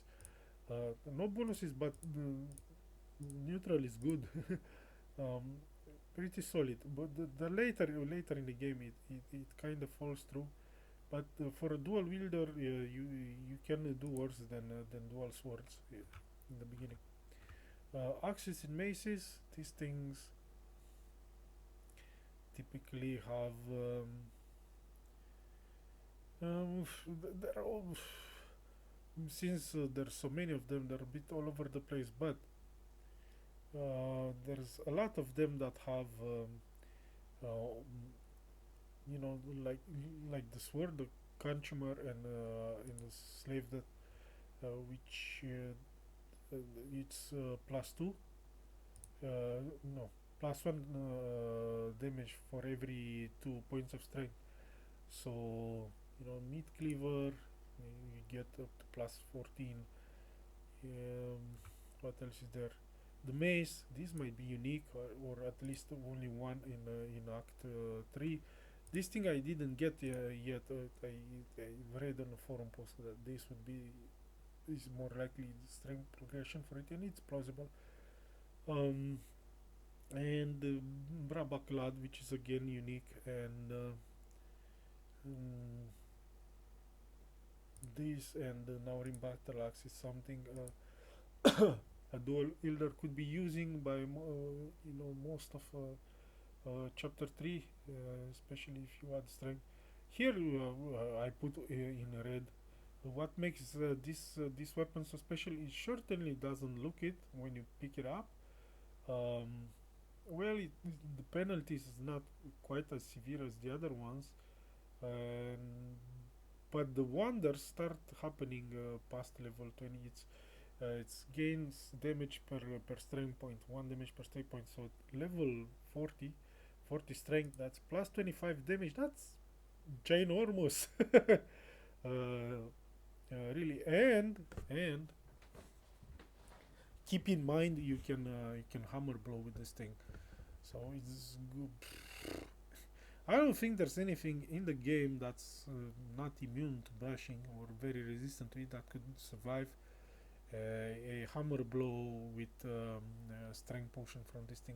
The damage range uh, becomes at this point, if you have weapon master, that's another plus 2, so 27 plus 3, that's 30. So it'll be like 31, 40, and then you multiply disregarding other damage bonuses. You go multiply that by 3, so that's 90 damage and upwards. Really scary stuff. um, staves, again, as you would expect, pretty shitty damage progression. One special case is Act 3, the end of Act 3 weapon. This thing typically staves, the unique ones, all of those are unique, have astral regeneration bonus for your mage, but this one is a bit different. It does slashing damage, and it is poisoned, but I don't think it's a strong poison, and it gains damage at a respectable pace, the same as a longsword, uh, which is it is middle pack, so to speak, plus 10 damage. Now, spears are across the board. So those are common spears you buy on shops. Multiple versions, those are unique ones. I should probably signal you the unique weapons. You only get one. I should put a special sign here, like this. Might not be immediately obvious.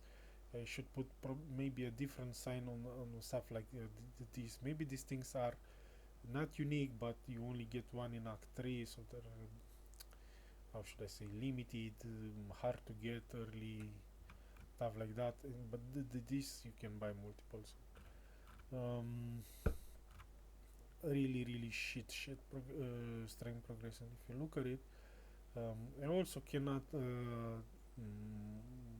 hammer blow with them, but there's a diamond in the row, so to speak. Even better strength well, it's the same strength progression 1 per level as Naorim's, but it starts with one strength level. It starts earlier at 15, not at 16. So at 18 strength you gain plus 4 damage. So and the damage type is nice. Is not piercing. It's infantry, which is generally harder to resist if what you can equip in your character is to be believed, and also feedback from players in the game that says hammer blows with slashing weapons, even with bigger base damage, end up doing less than 100 weapons, because they do bash damage or even better infantry damage, types of damage. So this one is kind of a diamond in the row for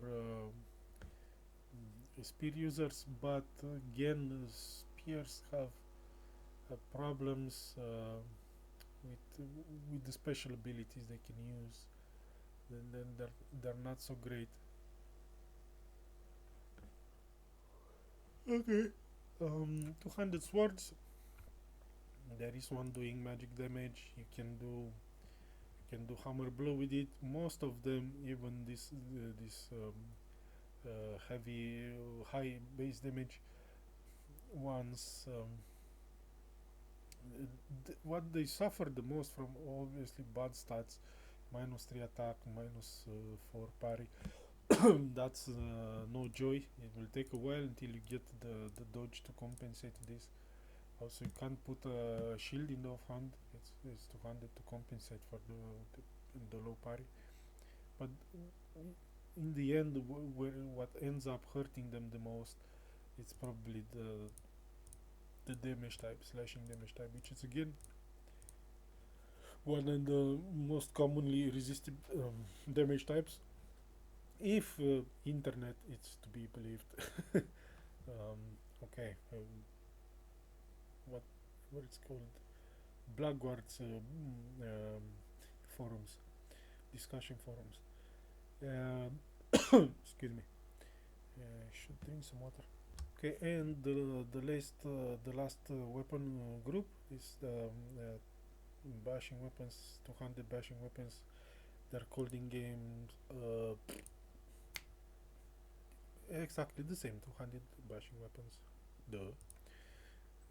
They are split mostly in bashing and infantry types of damage. Those are pole arms. strength progression typically oh yeah, the 200 swords. See, this strength progression, it's almost, great. It's still decent, but it starts late at level 18. You're not gonna feel it at 18 strength only with the potion. The rare case, if you ever can go through the game without using a single potion, this strength progression will become relevant. Otherwise, you must realize for most of the game you are below 18 strength. You can get to 18 strength, but it's no walk in the park. It will cost you other stuff, and as we will see later in character building and planning, there's a lot of other stuff. So really, and back to bashing weapons. Typically, as you expect of 200 weapons, hard to use. These big penalties to parry and attack on most of them. Here we know for certain the Pylos, which is also available in Act 3, after a somewhat difficult fight, um, is again one of the great ones, but again the strength uh, climb doesn't start happening in earnest until level 17, so it's pretty late. But I think this weapon, if we look at it, this he's probably has the potential to do the most damage, the maximum damage per hit with hammer blow, using strength potion. I don't think I'm wrong here. Okay, maybe this thing. Maybe this, no, the damage is just enormous here. So it's gotta be this. It's gotta. I don't know how Reaper progresses. If it has the same progress, it would be the same. Obviously, probably doesn't have as good strength progression. But we can look. So how much would that make? Yeah, an, an exercise for another time. 2 plus 4, 6 plus 24, that's 30. Then you add some other bonuses, would be weapon master 32, and you add more. Oh, and that was the minimum. Talking about maximum damage. Well, 12 plus 4, 16 plus 24. Oh, 40 plus 2, 42, and there's possible other bonuses if you're going for the absolute max, and then you multiply by 3, and then you multiply by 2, because if you want max, it also has to be a crit, and then you realize you probably overkilled the fattest dragon in the game a couple of times over. It's pointless intellectual exercise, not gonna happen ever in real gameplay. um, and let's go back to the weapon formula, which should be here. Okay. Yeah. So that was the Google Sheet observation. Yeah, like spoke already. At 18 strength, max attribute level from skill, no weapon gains game-changing amounts of damage. Be aware. Rushing 18 strength, it's gonna cost a lot of experience. You are diverting for the true game changers. Like, I don't know, there's some spells, there's some dodging skills, there's um, hammer blow and stuff like that. Triple stack, triple shot. Using strength potions in battle can provide huge damage bonuses up to 20 to a few of the weapons. When in the table above there's only 3. There might be some of the unique ones I haven't made available for testing yet. But potions are expensive and limited. Same story. Berserker spell in Act 3 can be used offensively as a friendly buff on some weapons. Can, even before you get access to hammer blow. So that this would be one way to try to make use of bloodletter on a spear user. You would gain plus 20 damage for him, which would be a lot, but you lose control of the character. It's handle with care. Projectile damage, yes, some range weapons, ammunition provide extra damage. War arrows, and there's some bolts that also provide plus 1 damage for range attacks. Spell damage bonus for melee, the spell is called Sense Attack or Master Stroke.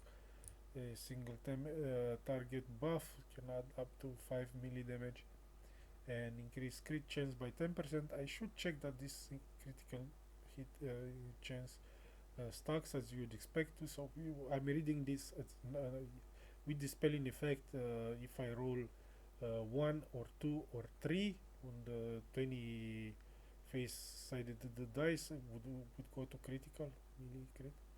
That's how I'm reading this. And there's a similar spell for range attacks. Hawkeye marksmanship, so again plus 5 damage and 10% chance to crit. There's also potions, again expensive, limited, vendors do not ever restock, blah blah. Weapon balm plus 5 melee damage, the target potion plus 1 range damage plus 10 range attacks for that triple shot. When he needs to land some nasty encounter that you need to take out high value target quickly. There's probably nothing in the game like triple poison shot. Really. Yeah, Berserker Elixir. This is probably the best melee combat potion. Is plus 5 melee damage, plus 10 melee attack, for the hammer blows, and plus 10 initiative. Pretty good, pretty good. Not maximum damage, but it's a good potion.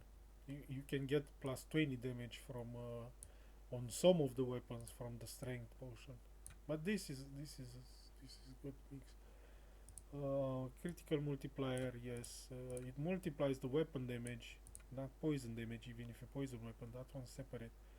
But the critical damage, the weapon damage, in case of multiple hit weapons, special attacks like dual wield, which is a special attack in this game. You attack with each weapon separately, but there's a single to hit roll. So if you hit for crit, both weapons will do critical damage, and for triple shot the arrow, if you manage to hit, then all and crit, all 3 arrows will do crit damage. Yay. Skill damage multiplier, so there's only one skill that has a multiplier like this, is the hammer blow. Times 3 it will multiply most of the above and the crit if it's there, but not the poison. That's separate damage application. Armor rating, yes, you subtract flat damage before the percent based multiplier, so it's not extremely effective, and it's hard to get. Only the heaviest of armors, so you need to invest a lot in strength to be able to carry it. Also in armor use skills and stuff like that, to be able to carry the heavy armor that provide the armor rating, plus armor rating, and percent based armor resistances. So this is the same. There is one armor rating for all damage type. So whatever, infantry, bashing, piercing, poison, magic, fire, they should be all equal to this. But these ones here you can have different values for your resistances versus piercing versus blunt versus slash. Usually you can get higher values, and then infantry or poison or fire, magic, those are harder to come by equipment. You need to supplement that with the protection spells. Okay. This damage resistance can get negative Again, I don't have a hard evidence, except from you calculating maximum damage with my proposed weapon damage formula and coming out with extra damage when using blunt weapons against skeletons. So the conclusion there is that skeletons not only don't have any reduction to blunt damage, but they even have a vulnerability. They take extra of the blunt type damage. I guess if I had a spell that did fixed amount of blunt damage, I don't think that thing exists. I will check and cast it against skeletons. So let's say it's like there. I know for certain there's a fire spell that at level 1 does fixed. There's no range. It's fixed 10 damage. It's not 10 to 14 stuff, shit like that. 10 damage. If I had something with blunt damage for blunt like damage like that and use it against the skeleton, I'm sure it will do more than 10 damage. That's what I'm getting at. So they take extra blunt damage. Yes, try to master this the way the armor reductions work in this game. Even if the game it's keeps them those cards close to its chest, so to speak. Um, Figuring those things out can really make your your life easier, and can help you get around bad dice rolls. Um, okay. Again, more emphasis on armor is not pointless.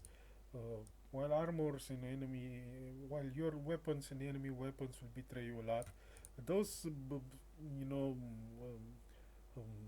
always there critical fail and critical hit chances that ignore yours and the defending stats completely. You don't get shit like that in Pillars of Eternity, for example, which is uses a modern system. Which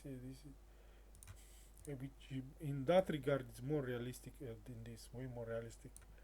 Your armor can always be there, so yeah, if you have 50% slash damage reduction, it's always there, even if stupid enemy rolls 1 in a million shot. But it's not 1 in a million, it's 1 in 20. Keep in mind. And it goes up because there's not one moron trying to kill you. There's usually groups of 5 to 10. Many fights. So again, the chance just goes up, and he doesn't only swing once. There's multiple turns. You can't kill them all in the first turn. Wouldn't be a very fun game if you could keep doing that. The challenge would, if you could do that easy, the challenge would not be there. So really, you will be hit by crits, and having high damage protection, if you're careful with your armor pieces and what you can carry, and use the proper ones against the proper enemy type, you can reduce a lot of incoming damage that way. Armor is always there, but you must make an effort, and armor can save your butt, but you must be prepared. Yeah, you can't equip armor after you got hit. Yeah, as obvious as it might be, special abilities. So I've probably mentioned already by now with hammer blow like 50 times. Dual weapon, strike, and the triple shot, and whatever. That's a typo. It's only supposed to be a single P here. Remember to edit. Yes, I could pause the recording and write down. Done. So these special abilities, here, special abilities, some of them are special attack abilities. We have power blow, is a requirement. So the groups of weapons you can use this type of special attack with, and these are the effects. It penalizes your attack a bit, gives you a lot of damage for the early game. If you look at a dagger, dagger or knife, see, plus 5 damage to this, Yeah. And multiplies the minimum damage by five or something like that. It's huge. It can be huge. Later on, the damage potent. It's still a good ability, but um, mm,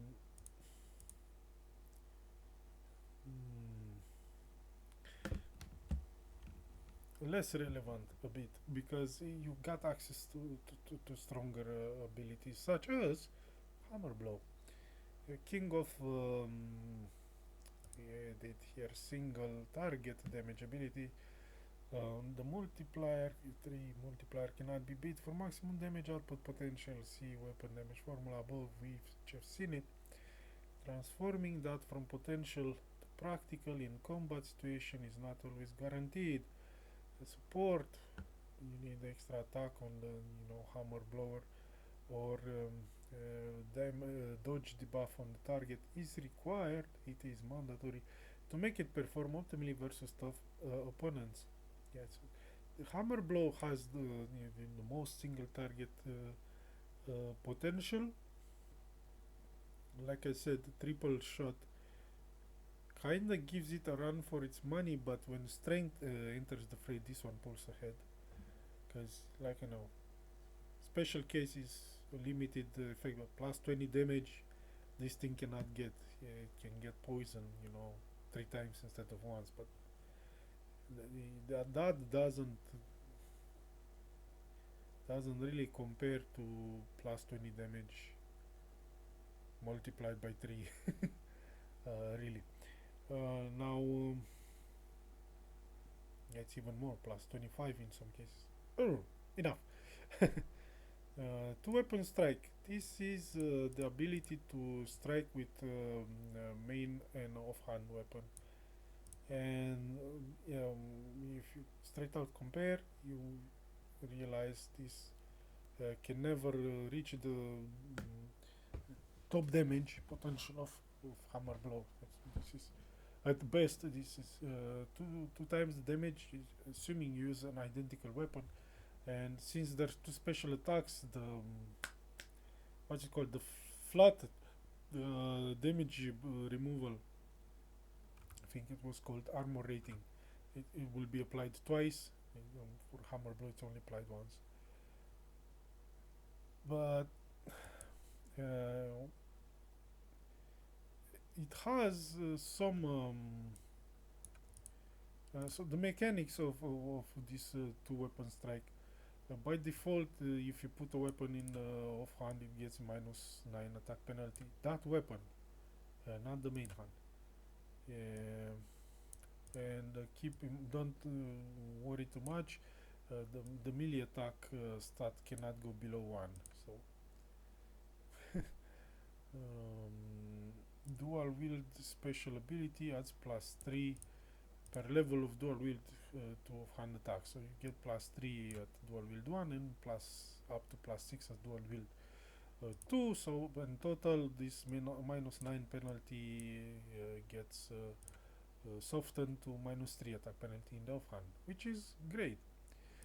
Frees up a lot of adventure points, experience, not needing special attacks. And that enables you to get other stuff faster, like dodging, initiative, game-changing spells, talents, and weapon master, and whatever.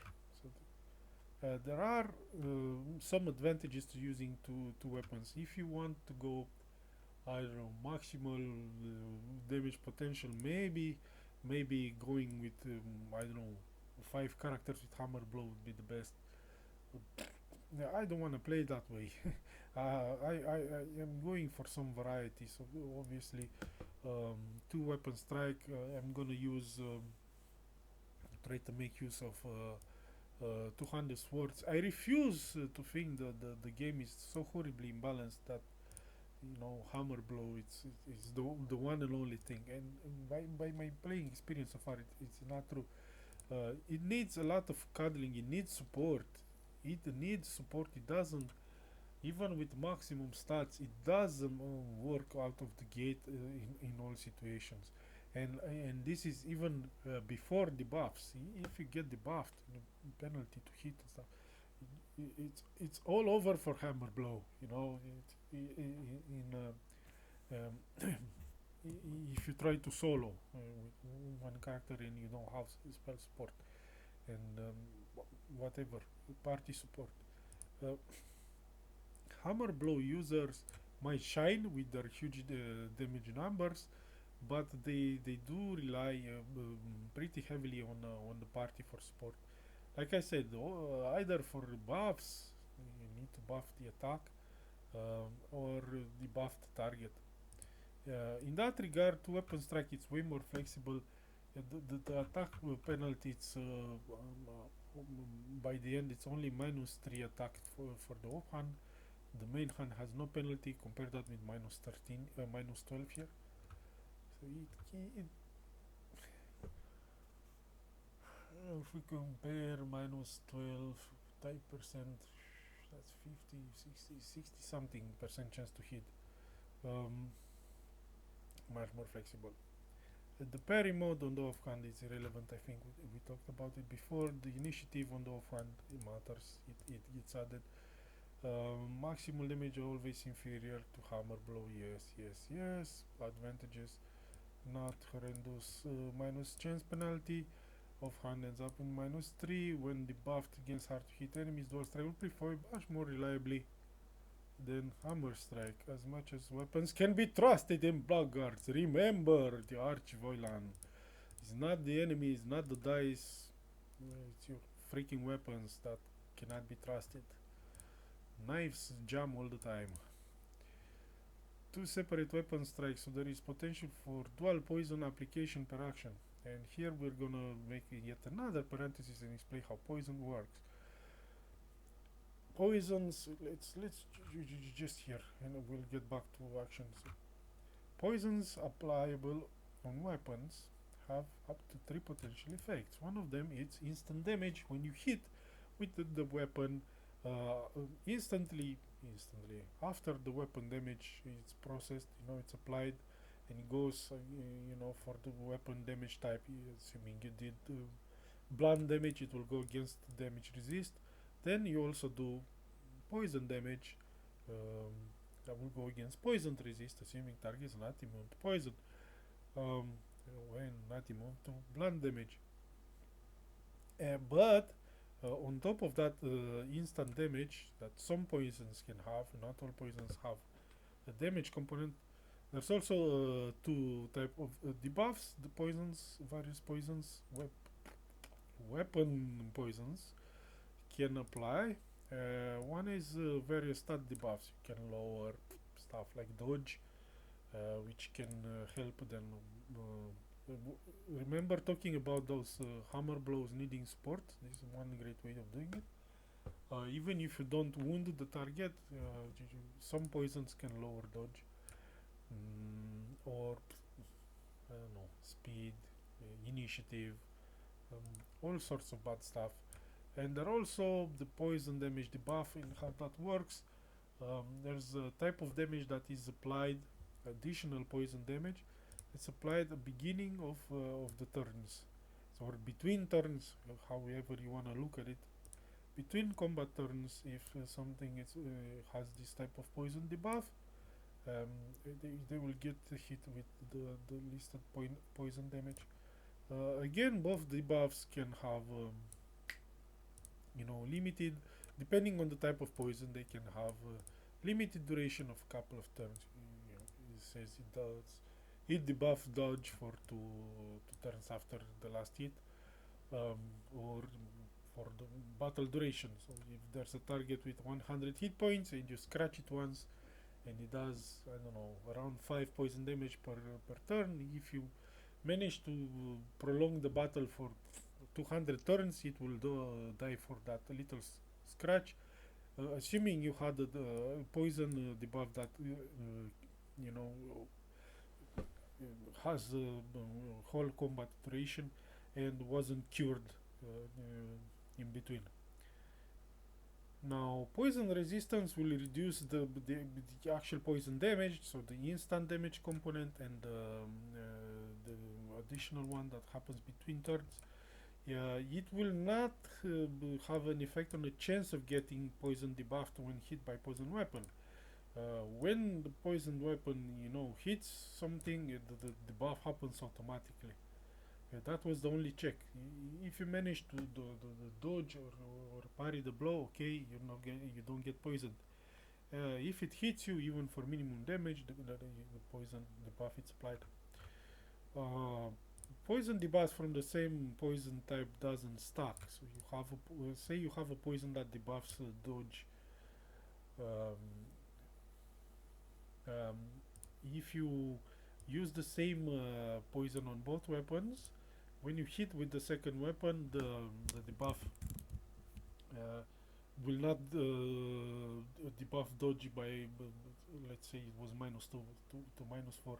It will just reset the duration. But if you have a poison that say it debuffs dodge and the other poison that does poison damage, after a time those things are separate debuffs, so they not overwrite each other. They will overwrite themselves if you were to keep attacking target again with the same weapons. But first application of different debuffs, they will get applied. You can't do that with triple shot on a bow. With triple shot on bow, the direct damage okay applied 3 times, but the buff effects all overwrite each other with each of the with the second and the third arrow hit. But this is one advantage of dual wielding. You can apply it to poison debuffs in one action. Hammer blow, one weapon strike, one poison application, poison damage. I think I said not multiplied by crits. Dual wield, separate weapon strikes will apply, preferably separate poisons. Also, it costs more because you must use 2 poisons. Triple shot, 3 arrow hits, instant poison damage applied thrice, debuffs override. Arrow storm, potential for 7 arrows on big targets, massive damage potential. Versus big targets, going back to the special abilities, triple shot. In many ways, very similar with hammer blow, but like I said, the thing that can gain get hammer blow ahead, theoretically speaking, at least, is the strength progression, which range weapons don't get. But range weapons have flexibility. Bows, triple shot is a bow perk. In the fact that they can change damage type with by changing ammunition. You can't do that. Hammer blow.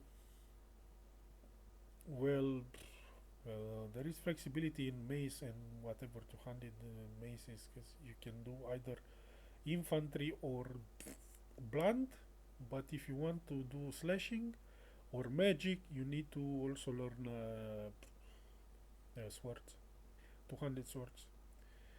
And that's pretty much it. Okay, Arrow Storm, Undisputed King of Damage versus large enemies.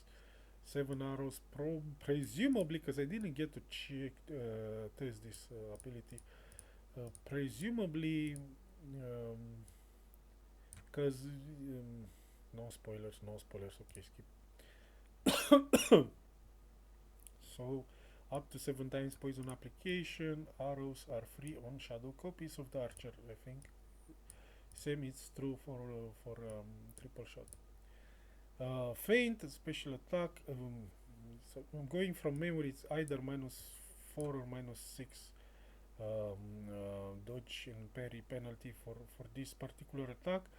It is reliable against very hard to hit targets. In the fact that it have good odds of doing some damage, but it will take forever to kill someone with feints because there's no damage multiplier here. It's ×1. Won't help following strikes much if the target has high dodge. Yeah, okay. For this feint attack that does shit damage, the dodge will be lowered. But then the next attacks, they don't get this positive thing. So somewhat useful for the two-handed sword users with high strength against, say, there's but there really needs to be strength buff involved. You can do semi-decent damage with sword, two-handed sword feints if there's strength buff involved, I mean heavy strength buff involved. Talking plus 20 strength potion or berserking. So that's, I don't know, plus 10 or plus 6 something damage. They don't have that great strength progression, damage progression. Could fool around with extremely accurate rapier, fencing weapon to apply the dodge debilitating poison to open up thanks to hammer blow. So that's a possibility of using this. Power blow targeted shot, the penalty, the aim penalty is low enough, the gain is significant, the damage gain is significant for these attacks to carry the early game and remains situation useful later against, tough targets that you have a very shit chance to hit with more damaging attacks, or like triple shot and hammer blow, of course. Or if you've got debuffed and then it makes it hard to land the big hitters. So you can fall back to these things, or even normal attack if if you don't want any penalty, or even feint if you want bonus to hit. And the weapon type supports it. Not all weapon type supports it. The wound, a few words about the wound inflicting moves, and the target stab and that blow. Again, no damage multiplier. I think that blow gets plus 5 damage, but beside the point. And one thing that's not immediately apparent by reading the description: target can be immune to wounds, or quasi immune, almost immune, because they have there's a wound check here. Okay, is not the wound is not guaranteed, is not applied automatically on hit like poison. No, wounds have to go through skill check, whatever. And let me tell you, most enemies past the very beginning of the game, a lot of the enemies are either immune or highly resistant to wounds. So the kind of the final nail on this type of weapons coffin. Only most of them have bad type of damage output, piercing, slash. Most of them, but they don't have damage multiplier. But on top of that, most enemies you would want to be able to wound. And don't get me wrong, the wound debuff, it's excellent, it's wonderful, it's tremendous. Too bad most of the stuff you would want debuffed is immune. It's immune or almost immune to it. So really, it's if we look here, not equipment, character sheet, special abilities. So this tree, it looks here like a balance, okay, but it's not. It is out of balance. It is heavily,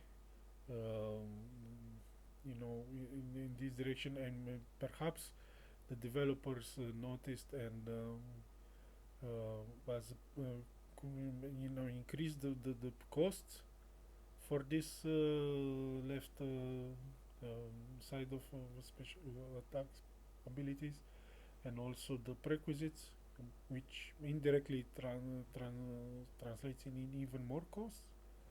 But as it is, this one's situational, this one even more situational. Great when they work, but 90% of the time, 70% of the time, they don't work. um, yeah.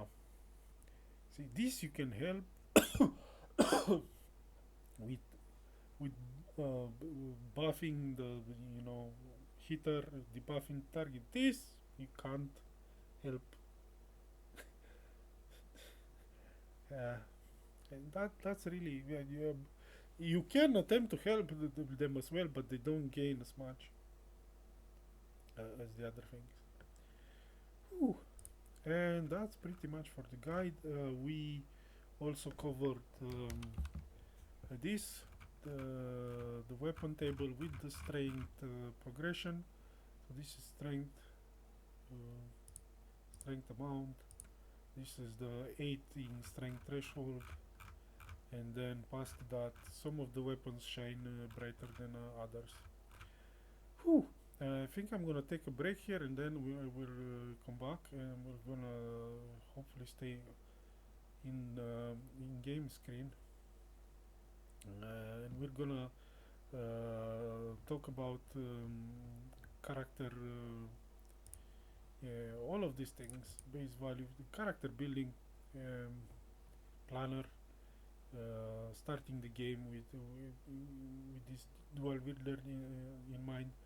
So we'll go through attributes again, weapon talents, talents, spells, special abilities should go, and also bit a party, which you can't single character. This is not Morrowind or Oblivion or whatever. A single character cannot cast, cannot have all stats at 99 and cast all spells and carry the heaviest armor and be the greatest thief and all of that together. It kind of ends to happen solo RPG types of games, Fallout and Oblivion and stuff like that. Um, well, Fallout you have some followers, but not really. It's really focused on the solo, in your character. Um, okay, you need a breather. Okay, I'm back. So if you managed to watch it so far, assuming there will be someone that would do such a feat, and you have the opinion, the previous what you've seen so far could have been presented in a more coherent and concise manner. You'll be absolutely right. But I'm afraid what comes next is gonna be even worse. Yeah, in that regard. So because what I talked about before, at least I was following some sort of structure with that guide. Mechanics guide here is gonna be by ear mostly. I haven't done my homework. I haven't prepared a sheet with most of choices pre-made. So we're gonna see how this goes. um,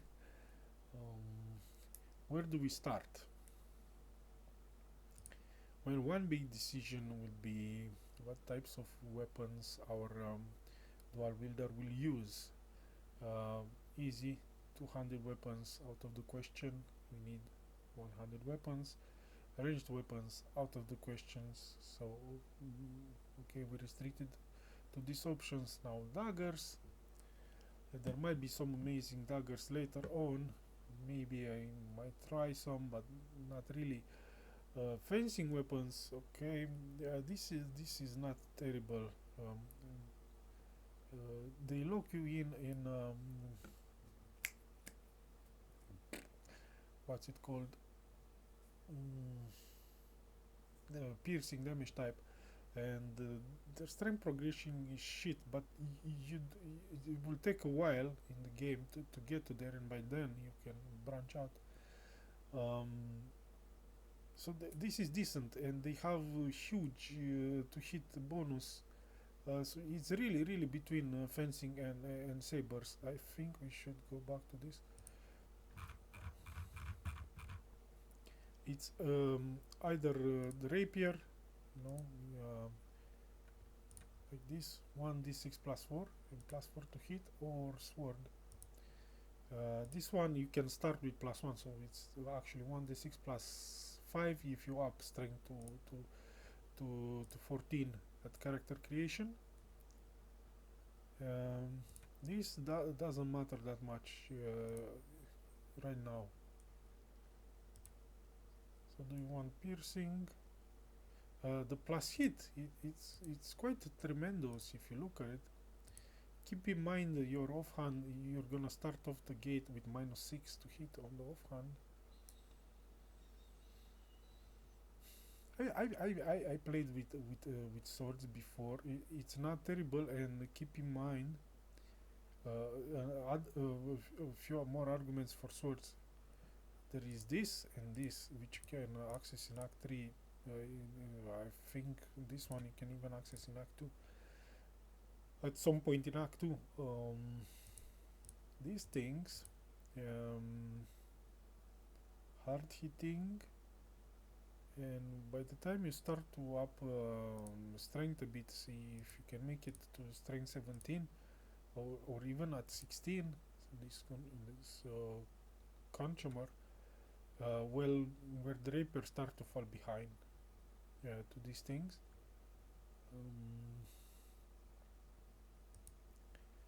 Well, not really to the slave deaths. They've again +2 at 18 strength, which is amazing feat. Only this, so it's not as clear as I would have imagined. You can definitely go double rapier, and you get yeah, this one also has initiative.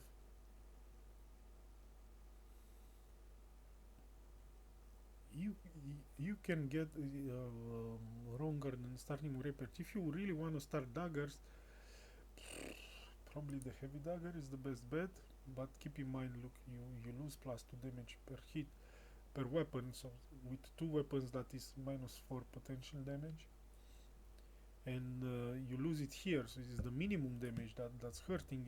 You risk having embarrassing hits that where you need to do 7 damage and you only do 6. And, target survives and crits you and hits back and 5% and crits you, and it puts you down and gives you wounds. And then early game wounds are hard to fix. It's not very reliable, but it can be done.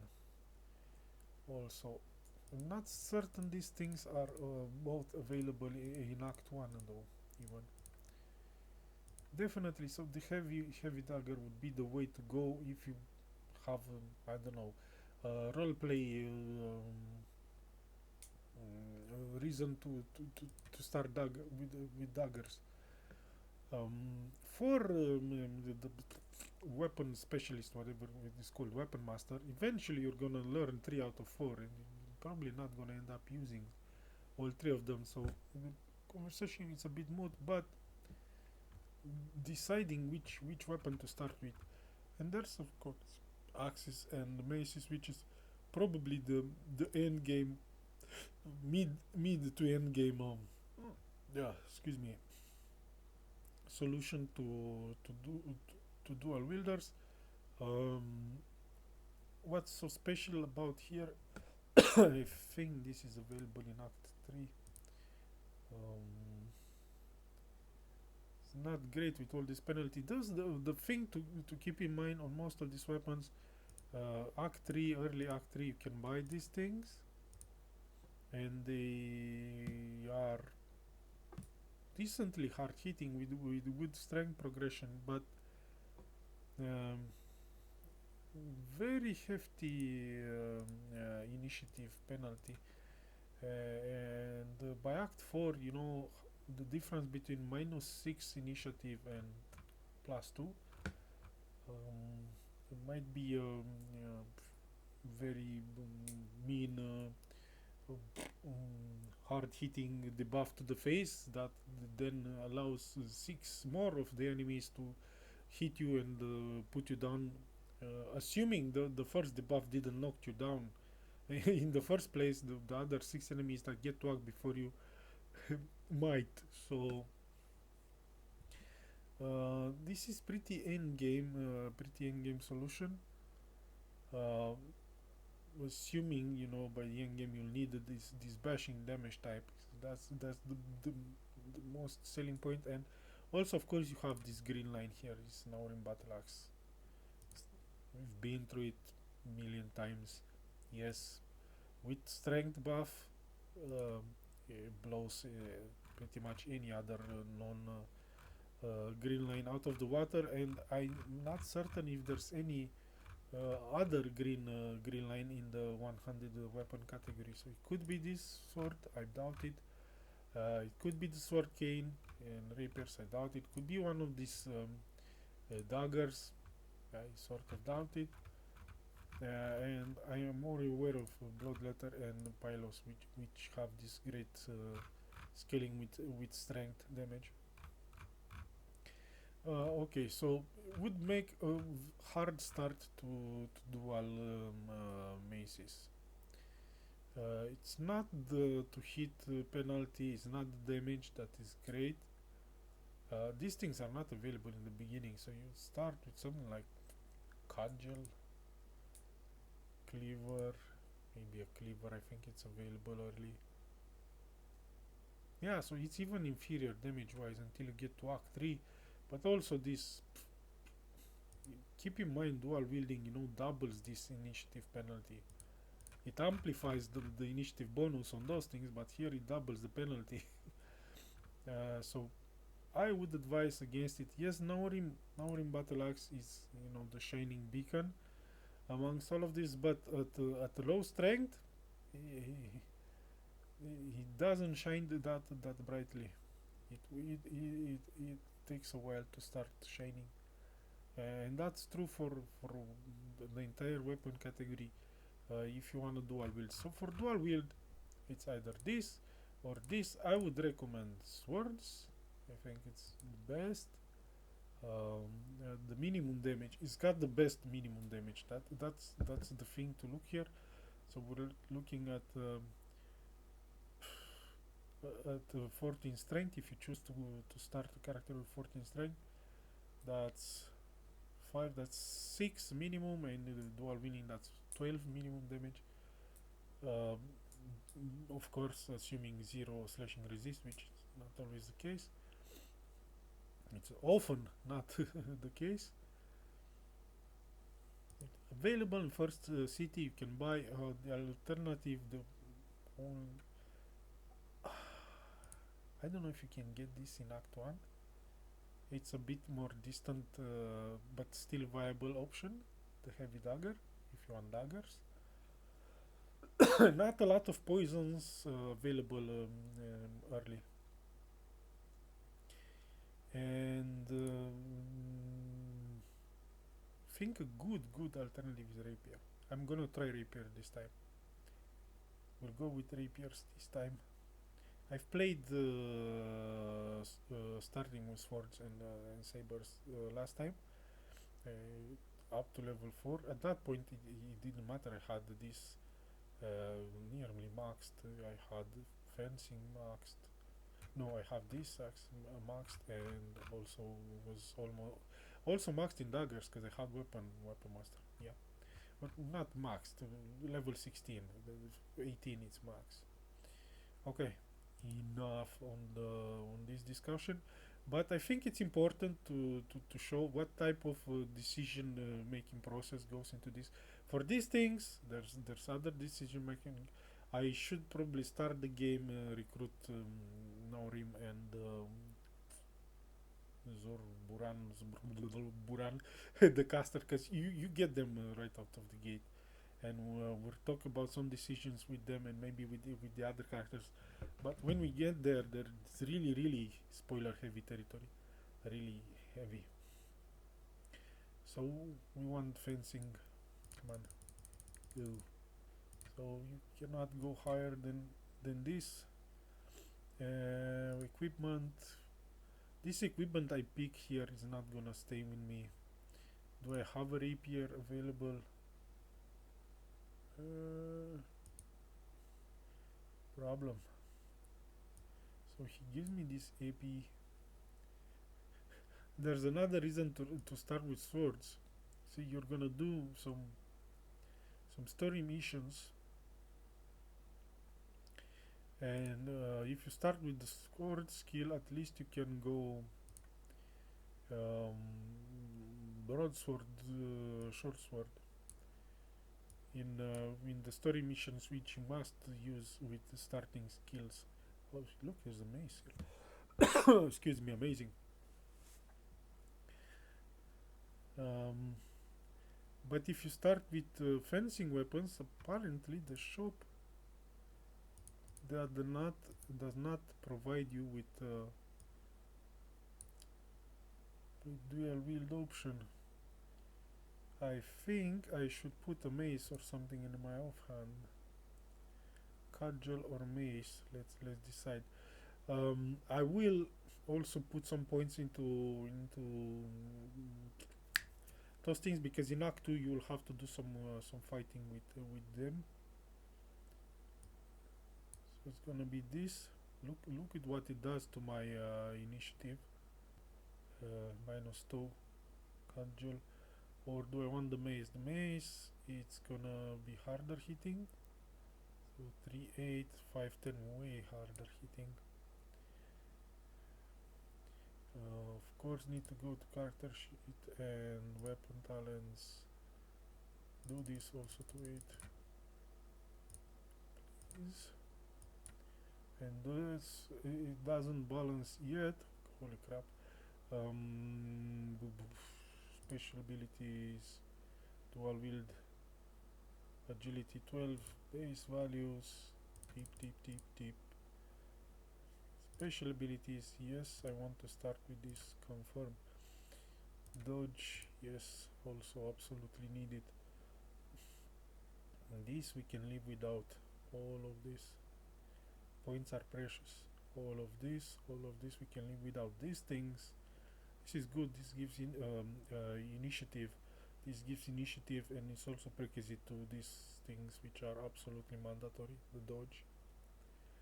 So we'll want this ASAP as soon as the trainers become available. Same here. This will take a while. This we will not touch. This we will not touch. Attack of opportunity.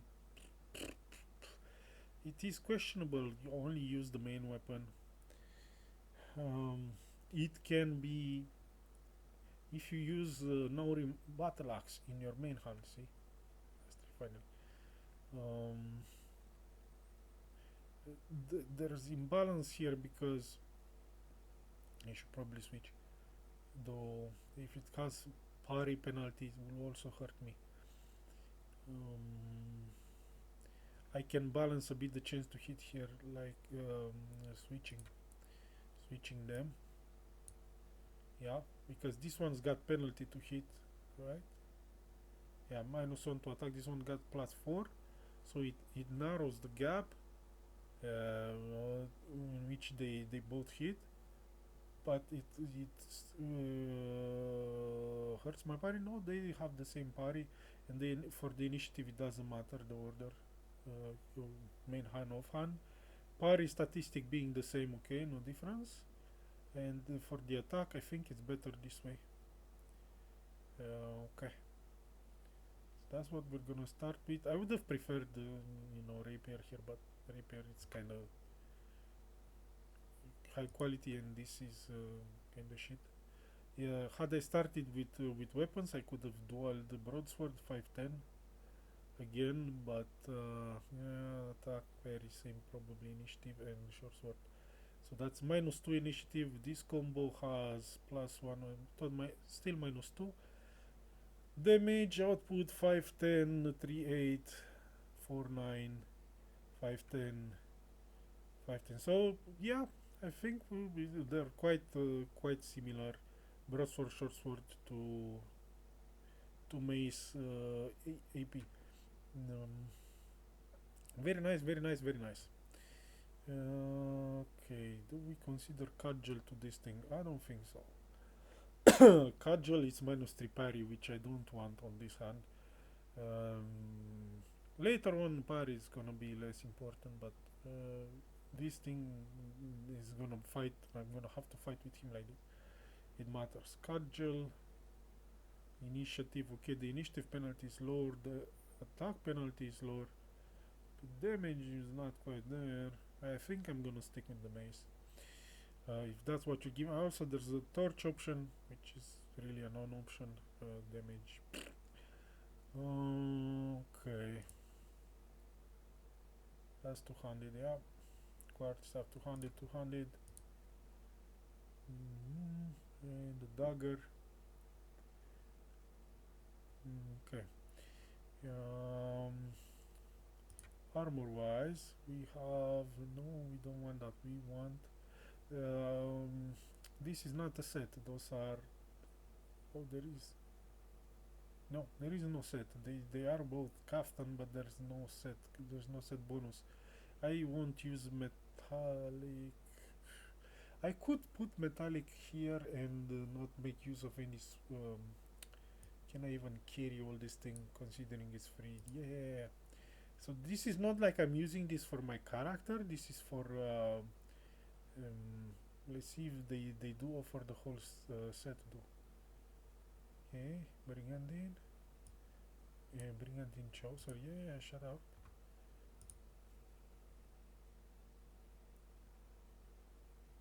Let's see what how this looks like. So there's the Morion, and there's the anything else. Still missing the Brigantine boots, which are something heavy in covers. Probably it's not gonna be okay. It's gonna provide too much incumbents. Yeah, here's the Brigantine boots. Confirm. So let's see what I've done here. Incumbents is 2, so really it fucks up my stats. In order to wear this, oh excuse me, I can't drop the shoes. See, those shoes don't have the incumbents reduced like these things do. But if I remove these shoes, I break the set, and if I break the set, I lose this -1 set bonus. So it's same shit. At least those boots provide. What do they provide? Ordinary damage protection.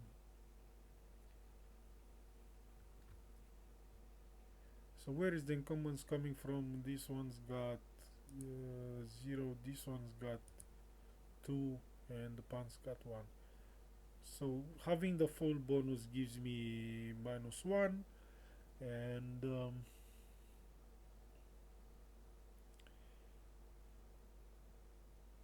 that's it. 3 minus 1, it's 2. I could get 1. Yeah, I'm considering now. Here, if I pick this, that's another 1.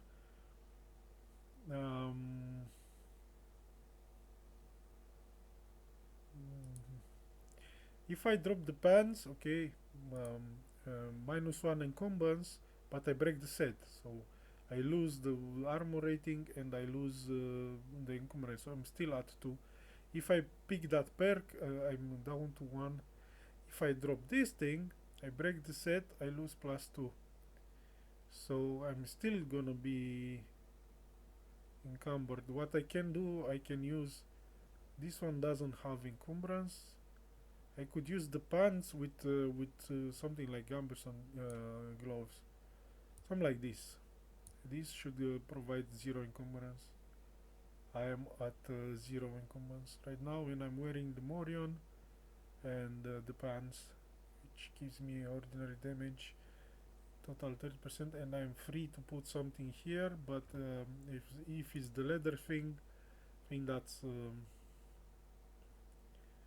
the robe. Leather cuirass also has encumbrance, no? Leather cuirass, no encumbrance, okay. And some sort of gloves, fire damage resistance, or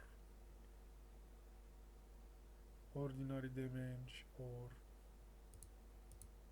what other gloves are there? Small belt.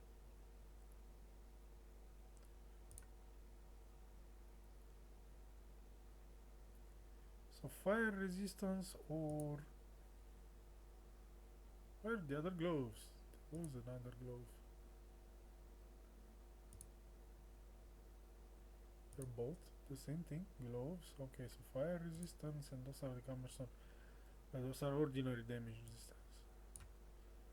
So we get to this. Hmm. Zero bashing damage resistance. 60% ordinary damage resistance. 30 slashing, piercing. I think I recall one of the fights with lice being the worst, and if those lice are consistent, they do ordinary damage. So 60% wouldn't be too shabby. Disabling my ability to cast spells, on the other hand, it's probably a pretty shitty idea. Okay, so I'm not saying this is the best. This is, I'm showing you the process, and it's a similar process when you have multiple pieces. Completing weapon sets is not the be all end all of the world. I think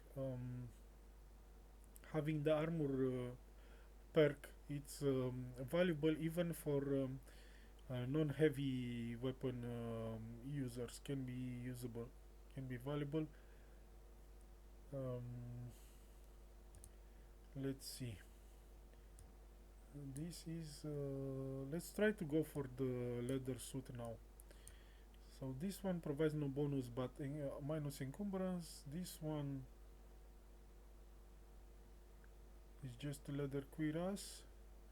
We need leather pants. I think those are the leather trousers, and this is the helmet. So I completed the suit.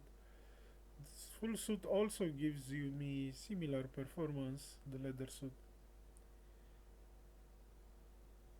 Reducements to encumbrance, but there's nothing that encombers me. Plus one, yeah, 60% ordinary damage.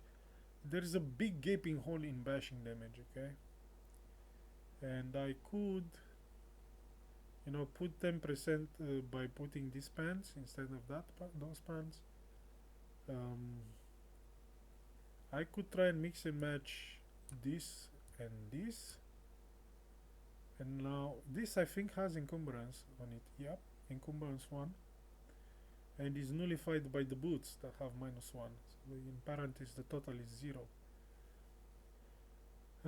This current mix and match is more balanced than what I had before, so it's 50 ordinary damage. Also 20% to bashing, 30 to slashing, and sadly 0 to infantry, slashing, and the other special ones. Piercing hole, it's kinda not nice to look at. So we could sacrifice the little bash damage protection and ordinary in order to get some fire, magic, and piercing. If I put the robe on, I see this is where meta knowledge really would come into its own. Kaftan, it does nothing, ordinary damage. What does this do? Ordinary damage and slashing damage, better. Tricorn, bashing damage, not bad.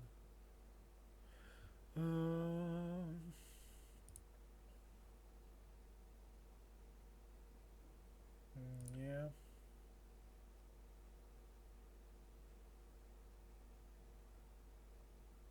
Leather cuirass reduces slashing in favor of some piercing. Let's also try to complete the bonus. Bonus what Gamberson shows. Absolutely no difference. I think neither boots will do anything meaningful. Yeah. But because I complete the bonus, I get +1 armor rating. 50 ordinary, 20 bashing, 30 slashing as before. Like I said, changing the boots only reduces my armor rating by 1. Yeah, I think I'm gonna leave him like that. Um, Healing potion. Do I double healing potion myself, or do I try something funny with poison? You won't be able to use the poison ahead of combat. So this is we spoke of poisons a lot. This is not a poison that does poison damage, so it's kind of improperly named poison. It doesn't do poison damage on contact. It doesn't debuff as poison. It only has a debuff once you scratch the target, unless it's cured for the whole battle. -2 strength, -2 agility, -2 attack, -2 parry, and whatever these attributes do. Um, yeah, I think I'll stick with this. I don't think I'm gonna cast a lot. Yeah. So that's pretty much the starting equipment. I have, exhausted all the slots. I don't need all of this. If I knew better what type of enemies I would go against, I try to optimize better. Like perhaps if I knew all I would fight against is, or the toughest fights would be ordinary damage, try to up that. If it would be piercing, okay, switch, put the armor with at least a 10% pierce resist.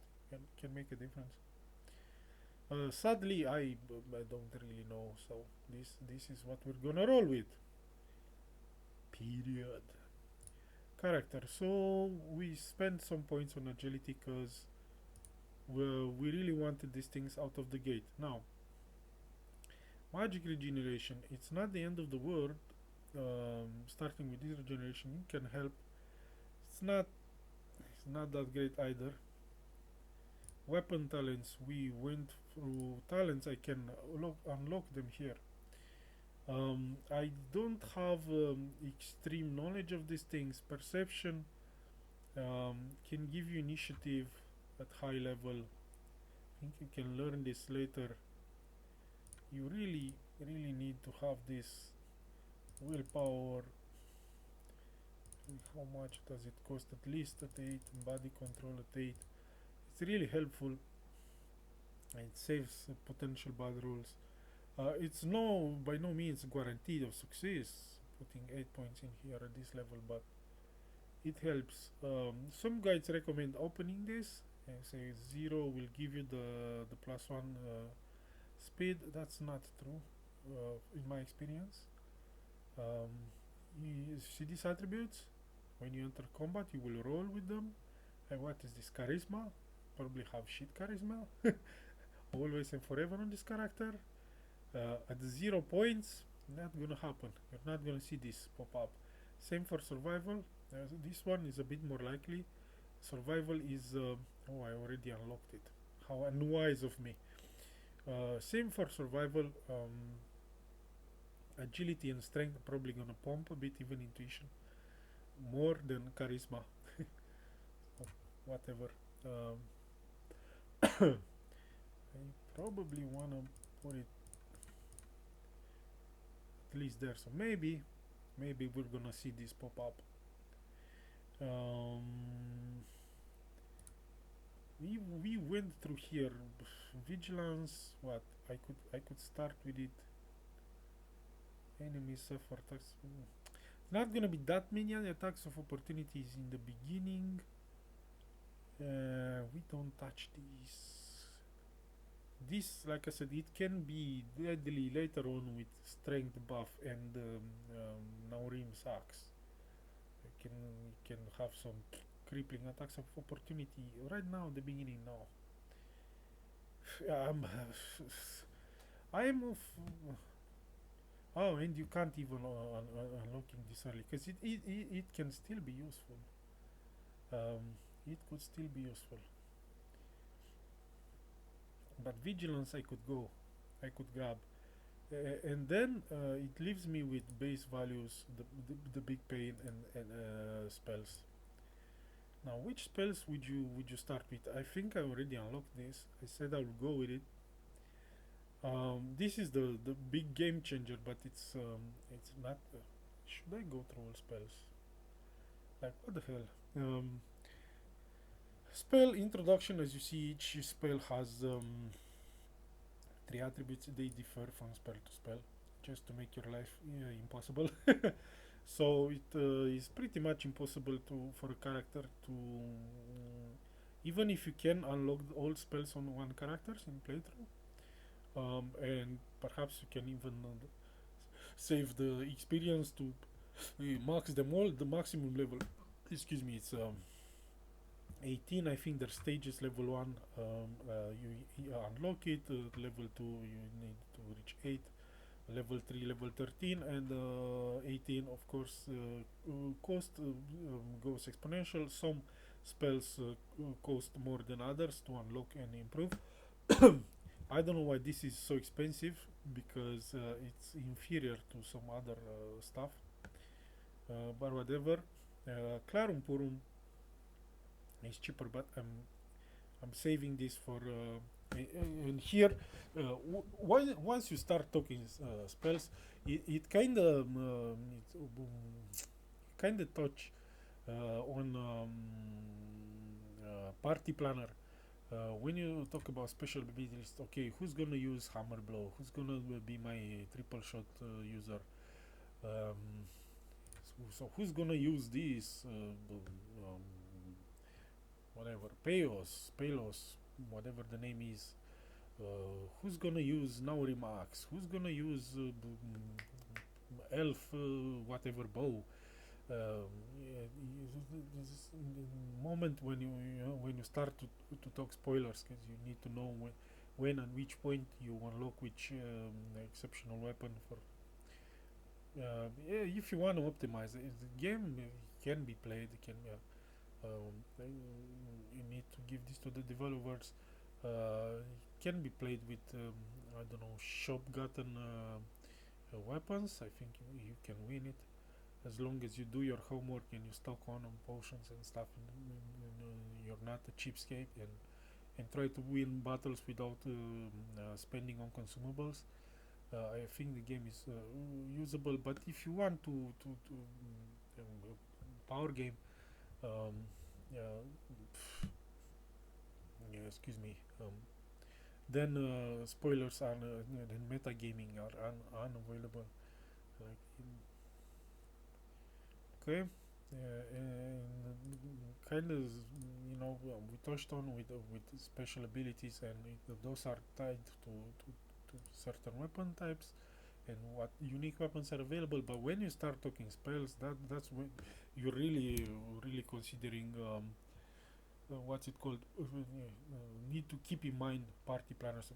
Um, you're not gonna be able to develop all spells on the same characters. You will have two extra spellcasters except yourself.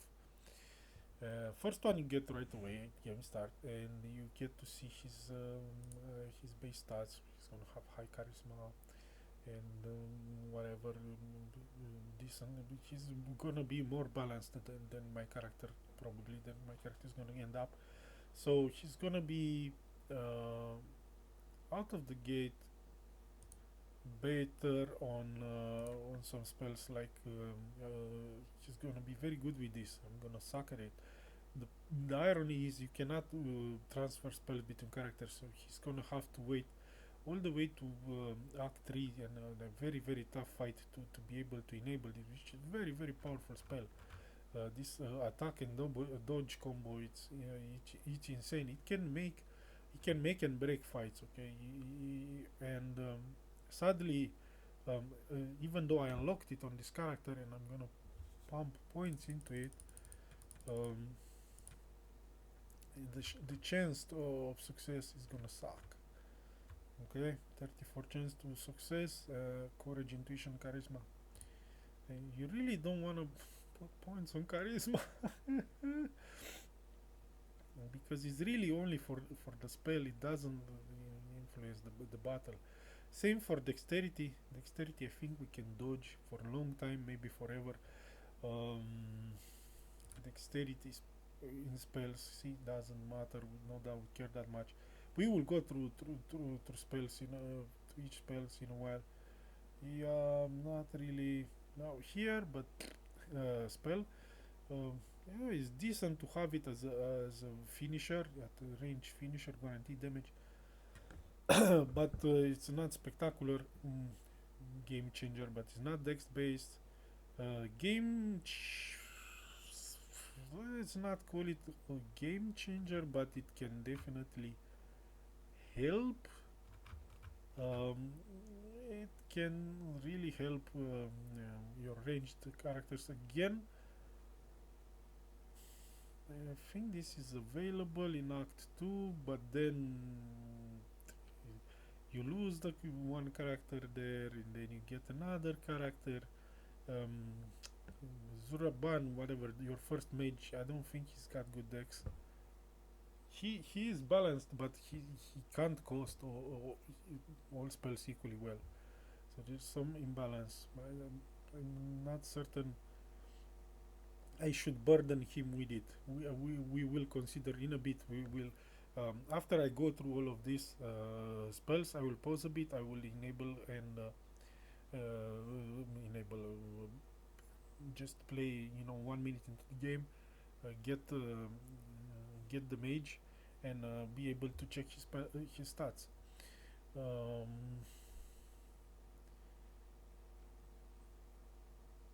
Fireball, no dex requirement. This ball of lightning. What type of spell is this? Damage, straight damage, nothing else. Yeah. Mm, I'm sure it's gonna be annoying as hell when spawned against by a small party, but to use this offensively, and look at it, it's one of the expensive ones. Wrath of Elements, no dex. Cloning, no dex, good news. This one, no dex, and I'm surprised it cost as much. Because it's honestly not so great. I mean, it'd be good spell, but there's the issue is there's better ones. Lightning Find You, no dex. Paralyze, no dex. Balm of Healing, no dex. No dex. Clarum Purum, no dex. High emphasis on cleverness. Witch Spit, dex. Yeah, you can have it. It's interesting. Mm, mm, mm. This one, no dex.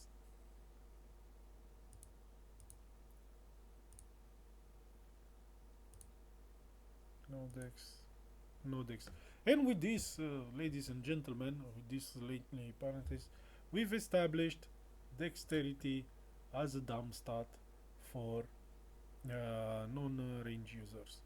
Um, there's here where it costs dex this special attack target stab and that blow this line 13 dex here they don't care.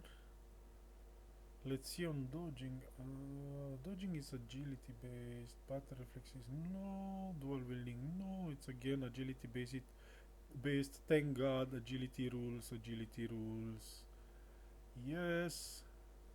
And here no. Armor no. Yeah, pretty much. Dex is it's a dump stat, but it's hard to find them. I don't think we're gonna find another one. The second one, it kinda is charisma. For this character, it kinda is charisma, but uh, uh, uh, uh, best spell, well, second best spell, not the best one. It's charisma. It's gonna hurt, and I think there's quite a few more charisma-based spells. Balm of Healing. I wouldn't get it too high on this character, but kinda can't hurt to have it as a backup in case your only healer goes down. Um, this thing, he can save you. Otherwise, you need to go and waste a potion, which is consumable. So again, charisma twice. Yeah. Take this to level 8. Clarum Purum poisons early. I don't have stats for it. Again, charisma, cleverness. What would this charisma? Um, this is actually again charisma, and this is agility, constitution. Constitution, you would. It does not look like it, but it is kind of a dumb stat. You can play quite a lot without pumping this. Problem is, with this frontline character, you end up with shit hit points compared to, you will see Naurim and Takate. They'll have like double the hit point amounts, and on top of that, they'll be wearing heavy armor, will be much more resilient to the more common the damage types. So this guy is gonna end up biting the dust a lot in combat, and really I don't have a solution to that. Spell point wise would be this. This one increases your flat armor rating. I think it stacks with the one from armor. But again, yeah, agility is great. Constitution was kind of a dumb stat, and not quite. Okay, spells, maybe this, maybe not. I'm not gonna have good odds on it either. Let's see what we can do with the base values now. Now watch the point, begin to vanish. Dodge.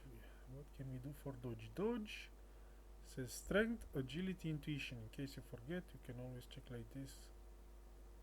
Boom, boom, boom, boom. I know my weapon is gonna be rapiers. They don't gain extra damage until strength 15. Yeah, 15. So there's no point forcing strength to 14 in that regard. Where else do I need high strength spells? Do I benefit cut? Like no. Fadness, no. Healing, no. Special talents, yeah. This can wait. If ever, it can wait.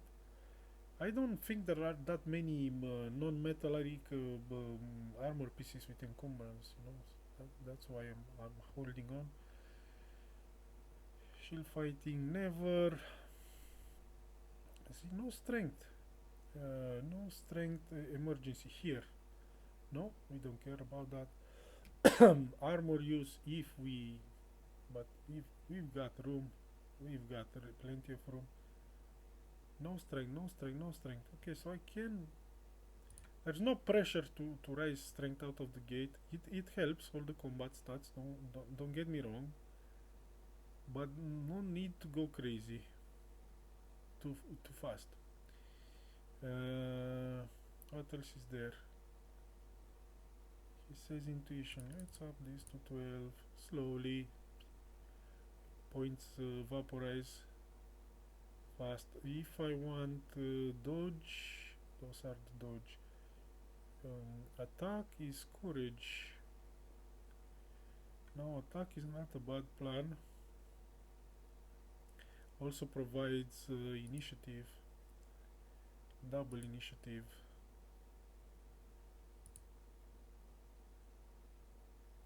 Okay, do I still have some points left? The ones I've ignored are charisma, constitution, and cleverness. Problem is I will need most of the special abilities, so I could open this regeneration 300. Not the end of the world, vigilance. Spells. Go back to the spells. Cut like. I really would like to be able to cast this somewhat reliable.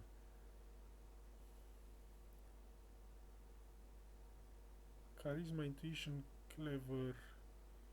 Courage, intuition, charisma. There.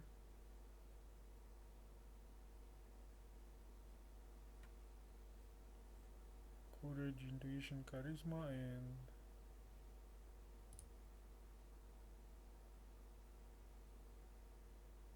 cleverness, intuition, charisma.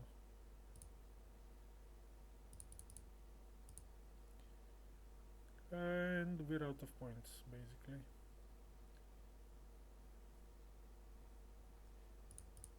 If I take it slow here and go constitution. Who do I need constitution for? My memory. Is that here? Probably lightning, yeah, here was the lightning, but this can wait a lot of time.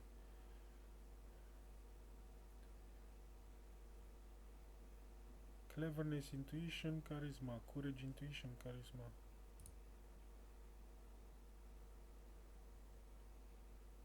Well, I think we'll go intuition. Sadly, you know, we're not optimized here, as in an extra level of dodge would have been very helpful, I'm sure, but this 110 points I'll have to spend someplace if I don't want to lose them. Let's say I learn Warcraft and dump some points here and the rest of points here, and that's pretty much it. So let's check my chance of succeeding with this spell. 84% for level 1, 10 HP, that's what I want of it. I would have been happier if it was higher, but it's still decent. This is what worries me more.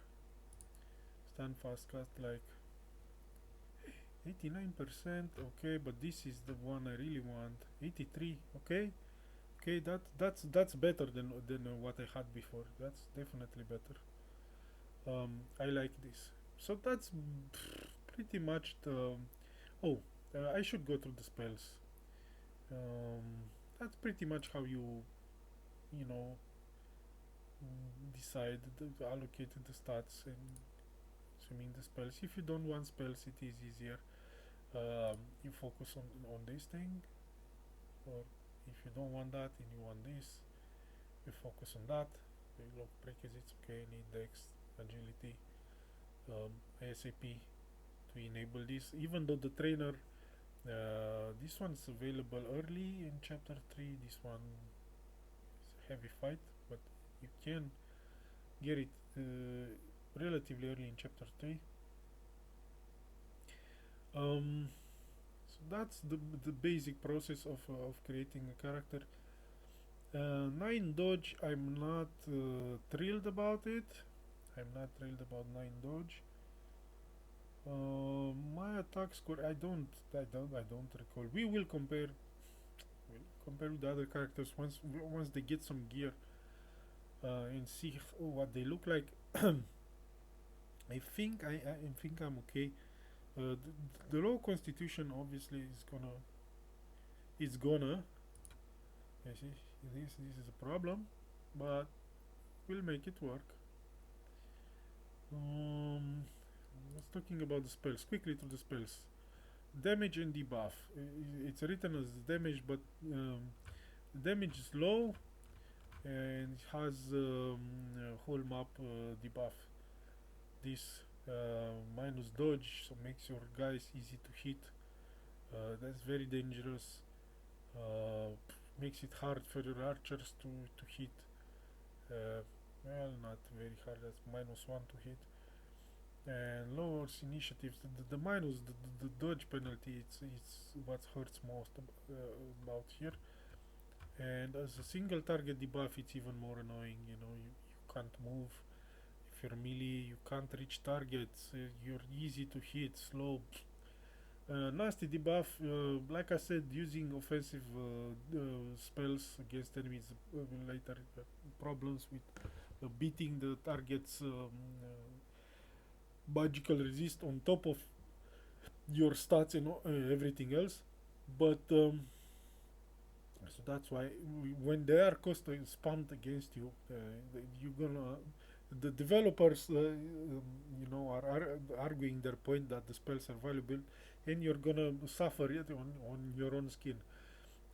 Thunderbolt, this one is pure damage, I think. Pure damage. Okay. Witch bile, poison damage that doesn't stack. It's one time. Uh, typically when you hear the word poison, you're gonna see bazillions of it on, on enemy weapons. Very annoying. This is not it. You'd think, oh, 10 poison damage per turn, that would be nice. No, it's just 10 damage. But one thing that this thing offers, too bad it's poison damage. It's a fixed damage amount, so you can test damage resistance with this. It's fixed damage amount. You can test poison resistance on enemies with it. I would have preferred something with bash damage or something else, but so I'm keeping in mind for reverse engineering game mechanics. This is what kind of the type of what you're looking for. Thunderbolt, nope. Damage variation, RNG. This thing, yeah, I would have noticed it. Infarius, this one also it's similar. At least a level 1, there is no RNG here. You can test with this fire damage resistance. I think wolves have fire resistance. We'll get to fight the wolves very early in the beginning of the game, so definitely. Move of the lightning, game breaking stuff. It's not this, not that they're not great. It's additional action. This is what we know makes it better than everything, because you can couple this. You can use this on yourself, and then with the free action you can use anything else, and next turn you get 2 actions. Nothing comes close to it. Obviously metagaming, you know where to get this. It's not a particular difficult fight chapter 3, so you must keep in mind the stats for this. I think any character, one of the reasons to go some sort of mage, like I said, there's multiple reasons. One of them is endurance mechanic, party mechanic, because too many characters with heavy metal armor will make your party hard to carry it all. Second is game changing spells. This is one of them. This is another thing you need to keep on. So again, constitution, courage, cleverness, constitution. I will need to work on that constitution. It's not a dumb stat for this character. Those are 2 spells I will want him to have. This is available for purchase in chapter 1, but I won't be able to use it effectively until much later, if ever. The good thing is you only need level 1, it's enough. This is luxury, bit of luxury. This one's decent, above decent. Extra damage again. It starts shining when you have triple shot. So that's act 3. Again, AoE damage. This can be there is a frustrating fight in the arena. I think it's the last fight in the arena when you must reach a ever spawning source of lice, and as you approach the last source, it keeps spawning, and there's like always 6 of them. and with four characters, I think, or 5 characters. I wasn't. You're not able to kill them before they spawn more. I mean, you literally kill them, and then before you get to move, and and stop the spawning process, another 6 fresh one takes their place. And I think last first time I did that, first and only time I did that battle, it took me like 250 turns, if you can imagine, and a few broken keys on my keyboard, almost. Really frustrating. I was like literally 5 tiles from the stopping the process, and I couldn't because of uh, they would respawn at the end of the turn. And the thing that eventually make the difference, I needed an AoE attack, so I ended up trying to leave all of them near death, the ones on the field, and then try to kill multiple ones with an AoE attack. And I think the one that did the trick was low level one, no chance to hit fireball from Zuru Zur Zurbaran, whatever his name is. We'll get to read it soon enough. The mage starts with this with low level on this, and it finally made the difference. I did not have this definitely, and I didn't have this or this. Those are AoE attacks. So it was very hard for me. And or perhaps there's a potion bomb that can hit AoE, but like I said, eventually that in that particular situation, that this AoE spell saved the day.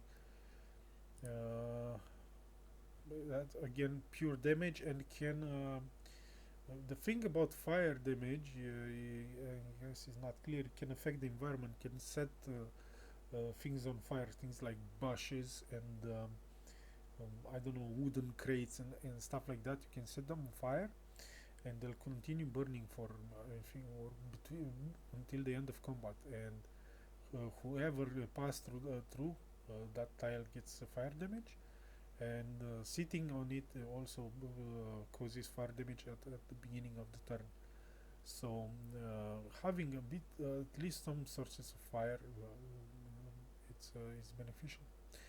There's also some there's a quest fight, um, but there's multiple locations when you fight gas marshes, and you can detonate gases on environment and do damage with fire. Um, but whatever his name is, he's got it covered. Culminating ball of lightning, lightning, single target damage. Okay. Out of elements, this I didn't think much of this. I never tested it. You get this for free. Spoiler. Your final mage.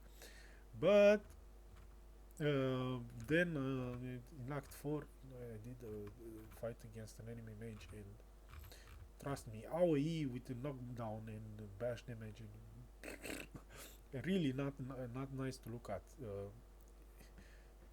Get the initiative and try and do something to that mage before that happens. Probably high level poisoned triple shot or something. Or at least get a chance to spread your characters out a bit, because it's kind of a cone spell. Yeah,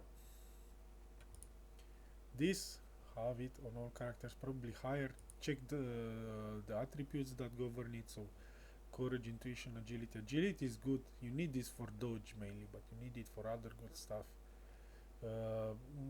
This is initiative. This is dodge.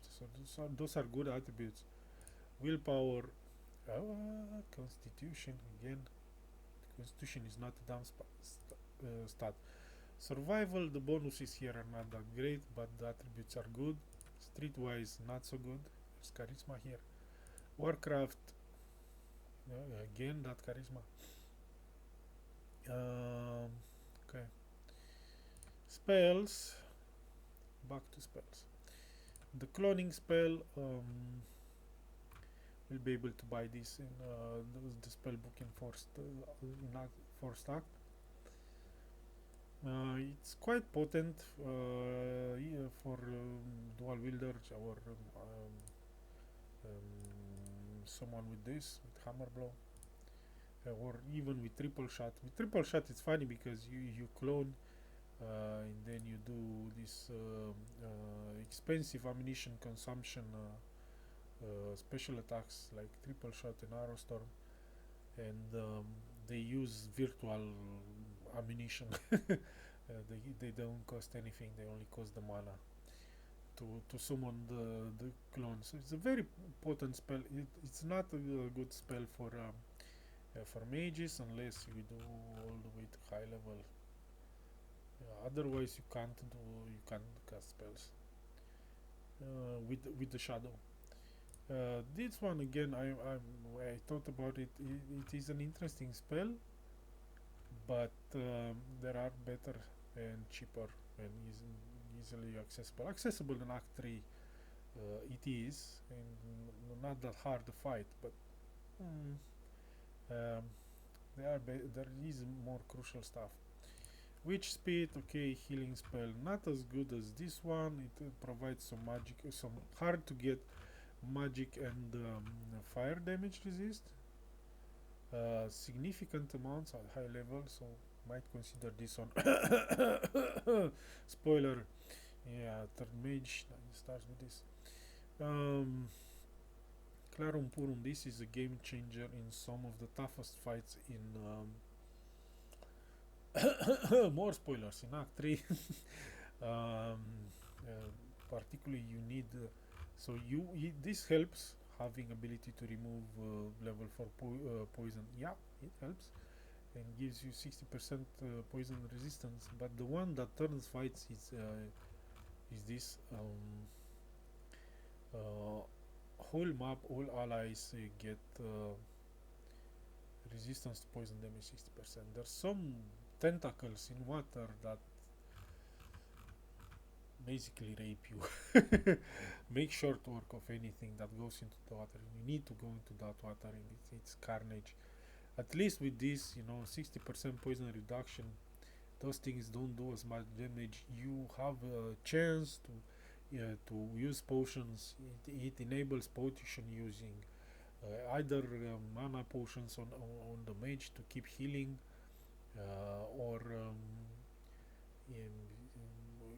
by by case, person by person case, you can use the healing potion, and it can last long enough between gulps.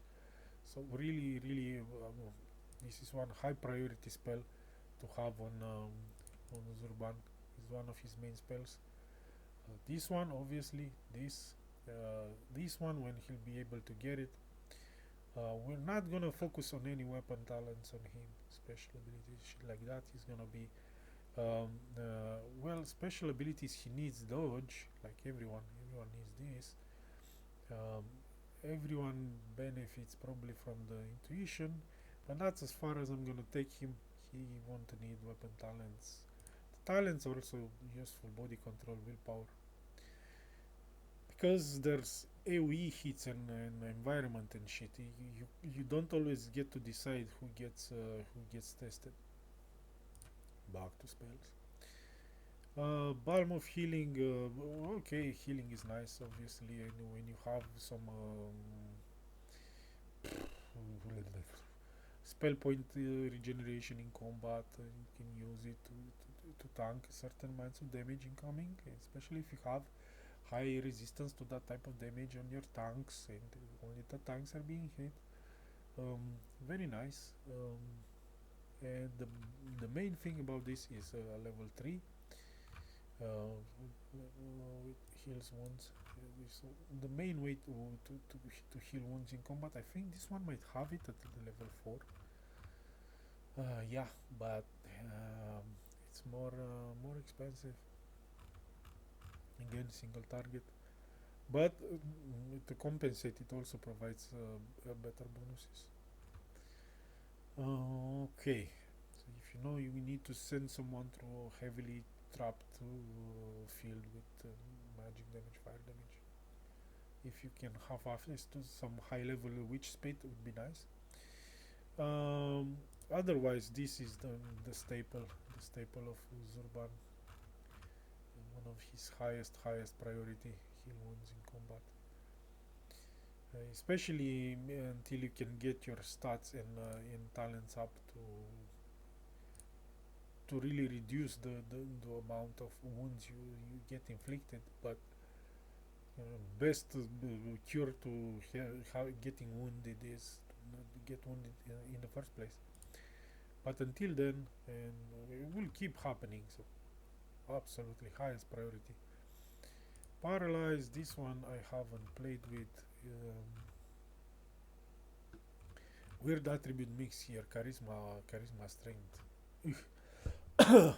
But eventually you'll need strength on all characters depending on how much heavy armor, metal armor you wanna carry.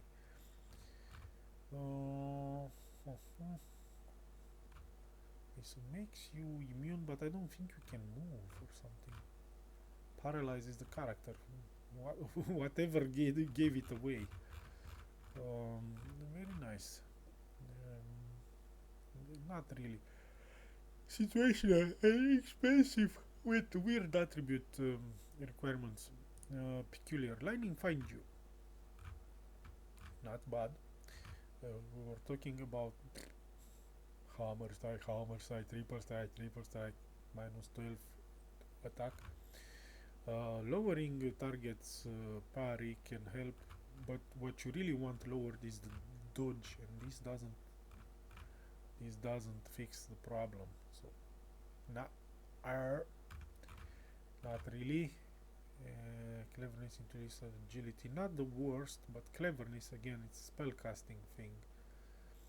I think cleverness, yeah, it's resistance to magic. Later on we will improve this on everyone, or maybe one should have it highest. I think that's how it works for AoE spells, but when you get targeted directly you need to have it yourself. Back to spells. So we decided this is not so great because parry sucks, and is the dodge what you really need to take care of. Parry is less important. Okay. Arcane Wall. This one has tactical benefits. Again, pretty bad attributes for a mage. Zurbarn starts with it, and he's got some, story missions when you're supposed to use this. Magic Shell. I don't know what this thing does. I don't know how it works. Clever intuition. Again, late game mage is not really a big issue, that big of an issue. First 3 acts. Fourth act, yeah, could be, maybe. Not that terrible attributes. Might test it at some point. Might be the greatest thing in the world. I'm pretty certain does not compare to the sheer power of this they have in early game. That fastness of body. This is not a bad thing to have. Again, it's not expensive that much. Maybe Zurban could, but when is he gonna cast all of this? Is a single caster, assuming he gets the point. Trust me, he won't get to max all of this. Remember, this needs to be maxed. This can stay at level 3, but at level 3 can fail when you need it the most.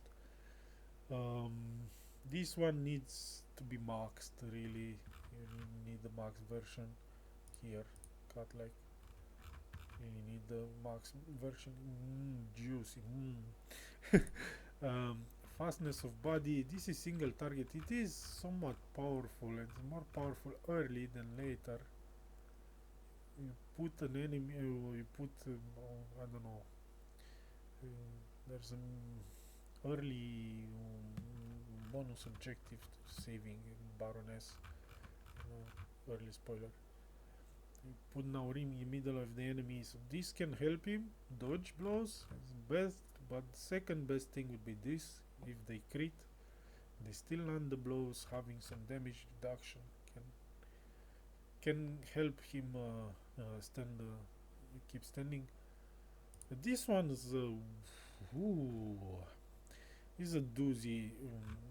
Remember how much I talk about to hit formula? This one just takes the formula and wipes his ass with it and throws it off the window, and it sets the. This is basically a buff. It sets the hit chance. It caps it at the level. You're gonna fight some enemies which have this permacast it on them. I don't. You can't dispel 60%. Extremely annoying. You need to keep striking until some of them. It's, but 60% you can get some extremely nasty chains of misses, like missing some 3 or 4 hammer blows. It's gonna make you pull your hair out. And I think there's an enemy that gates some of these spells. I think move a lightning. That's gonna put this very high level of this, like 35 or something. Again, annoying to fight. Not much you can do about it. Presumably, I think I skipped one. This one, Magic Infracta could of equal level, but who's gonna? It's not an early spell. You don't need debuffs early. Disabling. Maybe later. Maybe I'll consider. Maybe. Not early. Not early game changer. Not like these things are. This is another debuff, and this one is single target, I think. No, this is goes full map, and debuff strength and agility. We can look what that accomplishes. Agility. Agility cuts into dodge. Strength cuts into dodge. We go back to the spell. So that's -2 dodge. Well, yeah. Yeah, it's better than this one that only does parry. Attributes Constitution Strength again a bit weird. Think one of my characters might even start with it, or I purchased it, but I didn't have points to mess with it. And as a single target debuff, the tough nut to crack. Yeah, it's still only -3 dodge. It's still good. And the frenzy, this is a special one. Attributes again charisma. There is +2 charisma rapier you get. Spoiler. Main story mid of Act 3, basically. Can equip this on Zurban, the mage who doesn't care about weapons.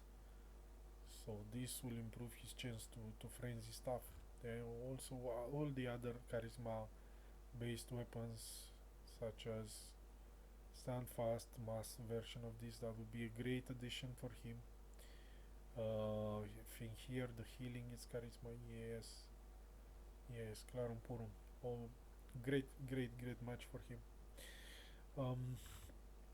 Speaking of the spell itself, this +15. So with some choice weapon, as we've seen before, that's +15 to damage. Straight up +15 to damage. Then the ones that get only every 2 strength levels, obviously, that's gonna be +7 or +8.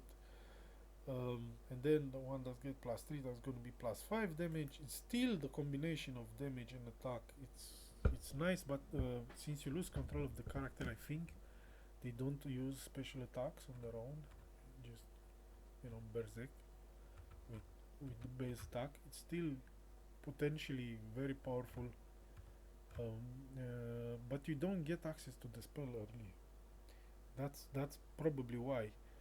I think you get this the end of chapter 2. You get a character with it, and you have access if you want to more characters during chapter 3. That was a lot. That was a lot. and hopefully we're done. Oh, only took me 4 hours. Huh. um,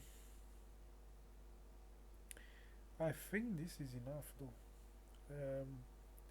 I will just pause this, enable the two characters. We just have just a tiny uh, look at on their starting stats, and hopefully I won't go into many more parentheses and to how to develop them immediate future, and that should be it for this how to play blackguards video.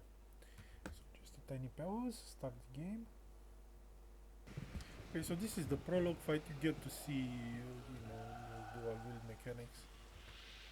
Chance to hit 95%.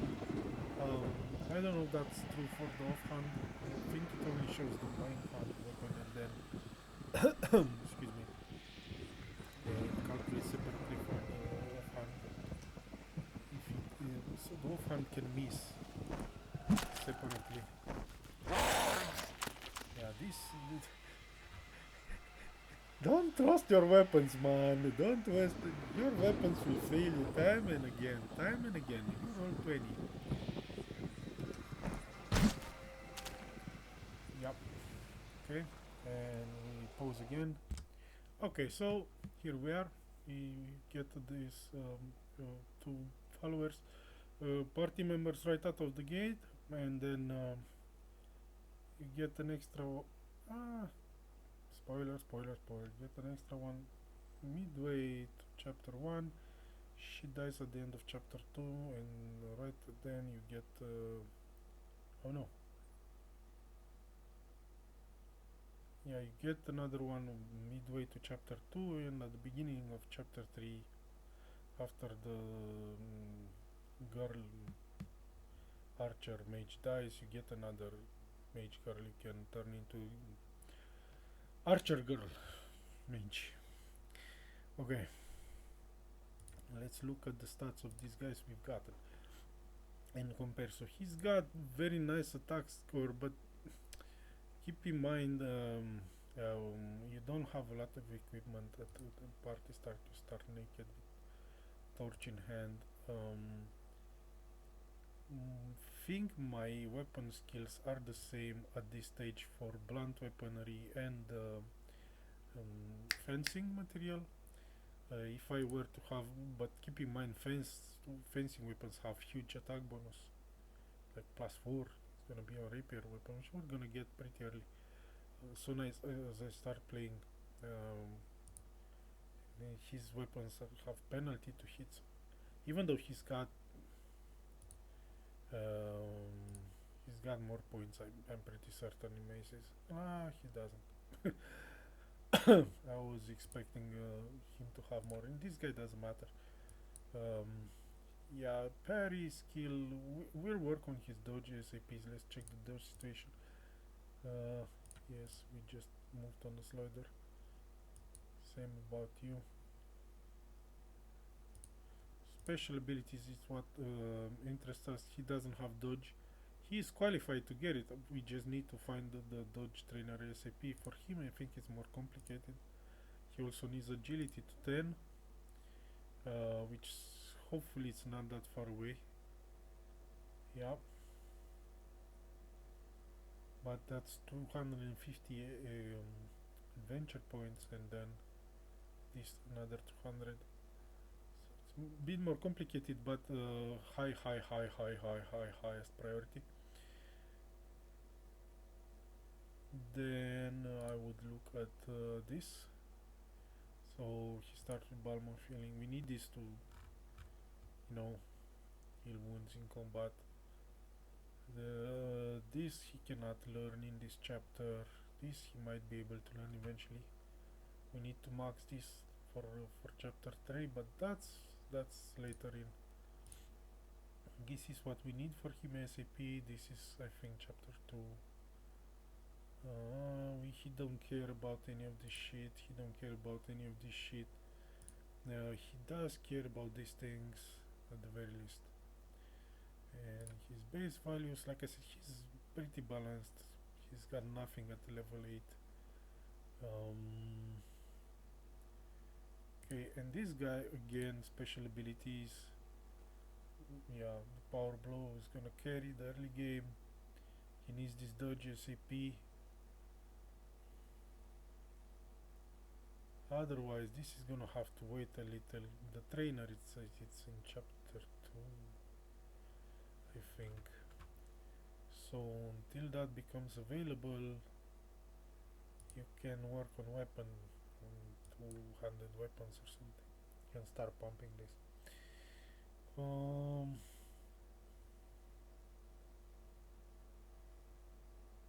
and of course, excuse me, these things you need to fix these problems. Really, really, really nip it in the bud. See, you don't have anyone to heal wounds in combat, and you are very vulnerable to wounds in combat right now.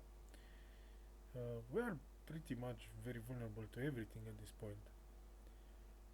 So with some bad RNG rolls right out of the gate, we don't have a lot of answers for. Again, all characters will eventually get agility eventually, quite quickly. Act 3, we're gonna get this to 15 at the very least.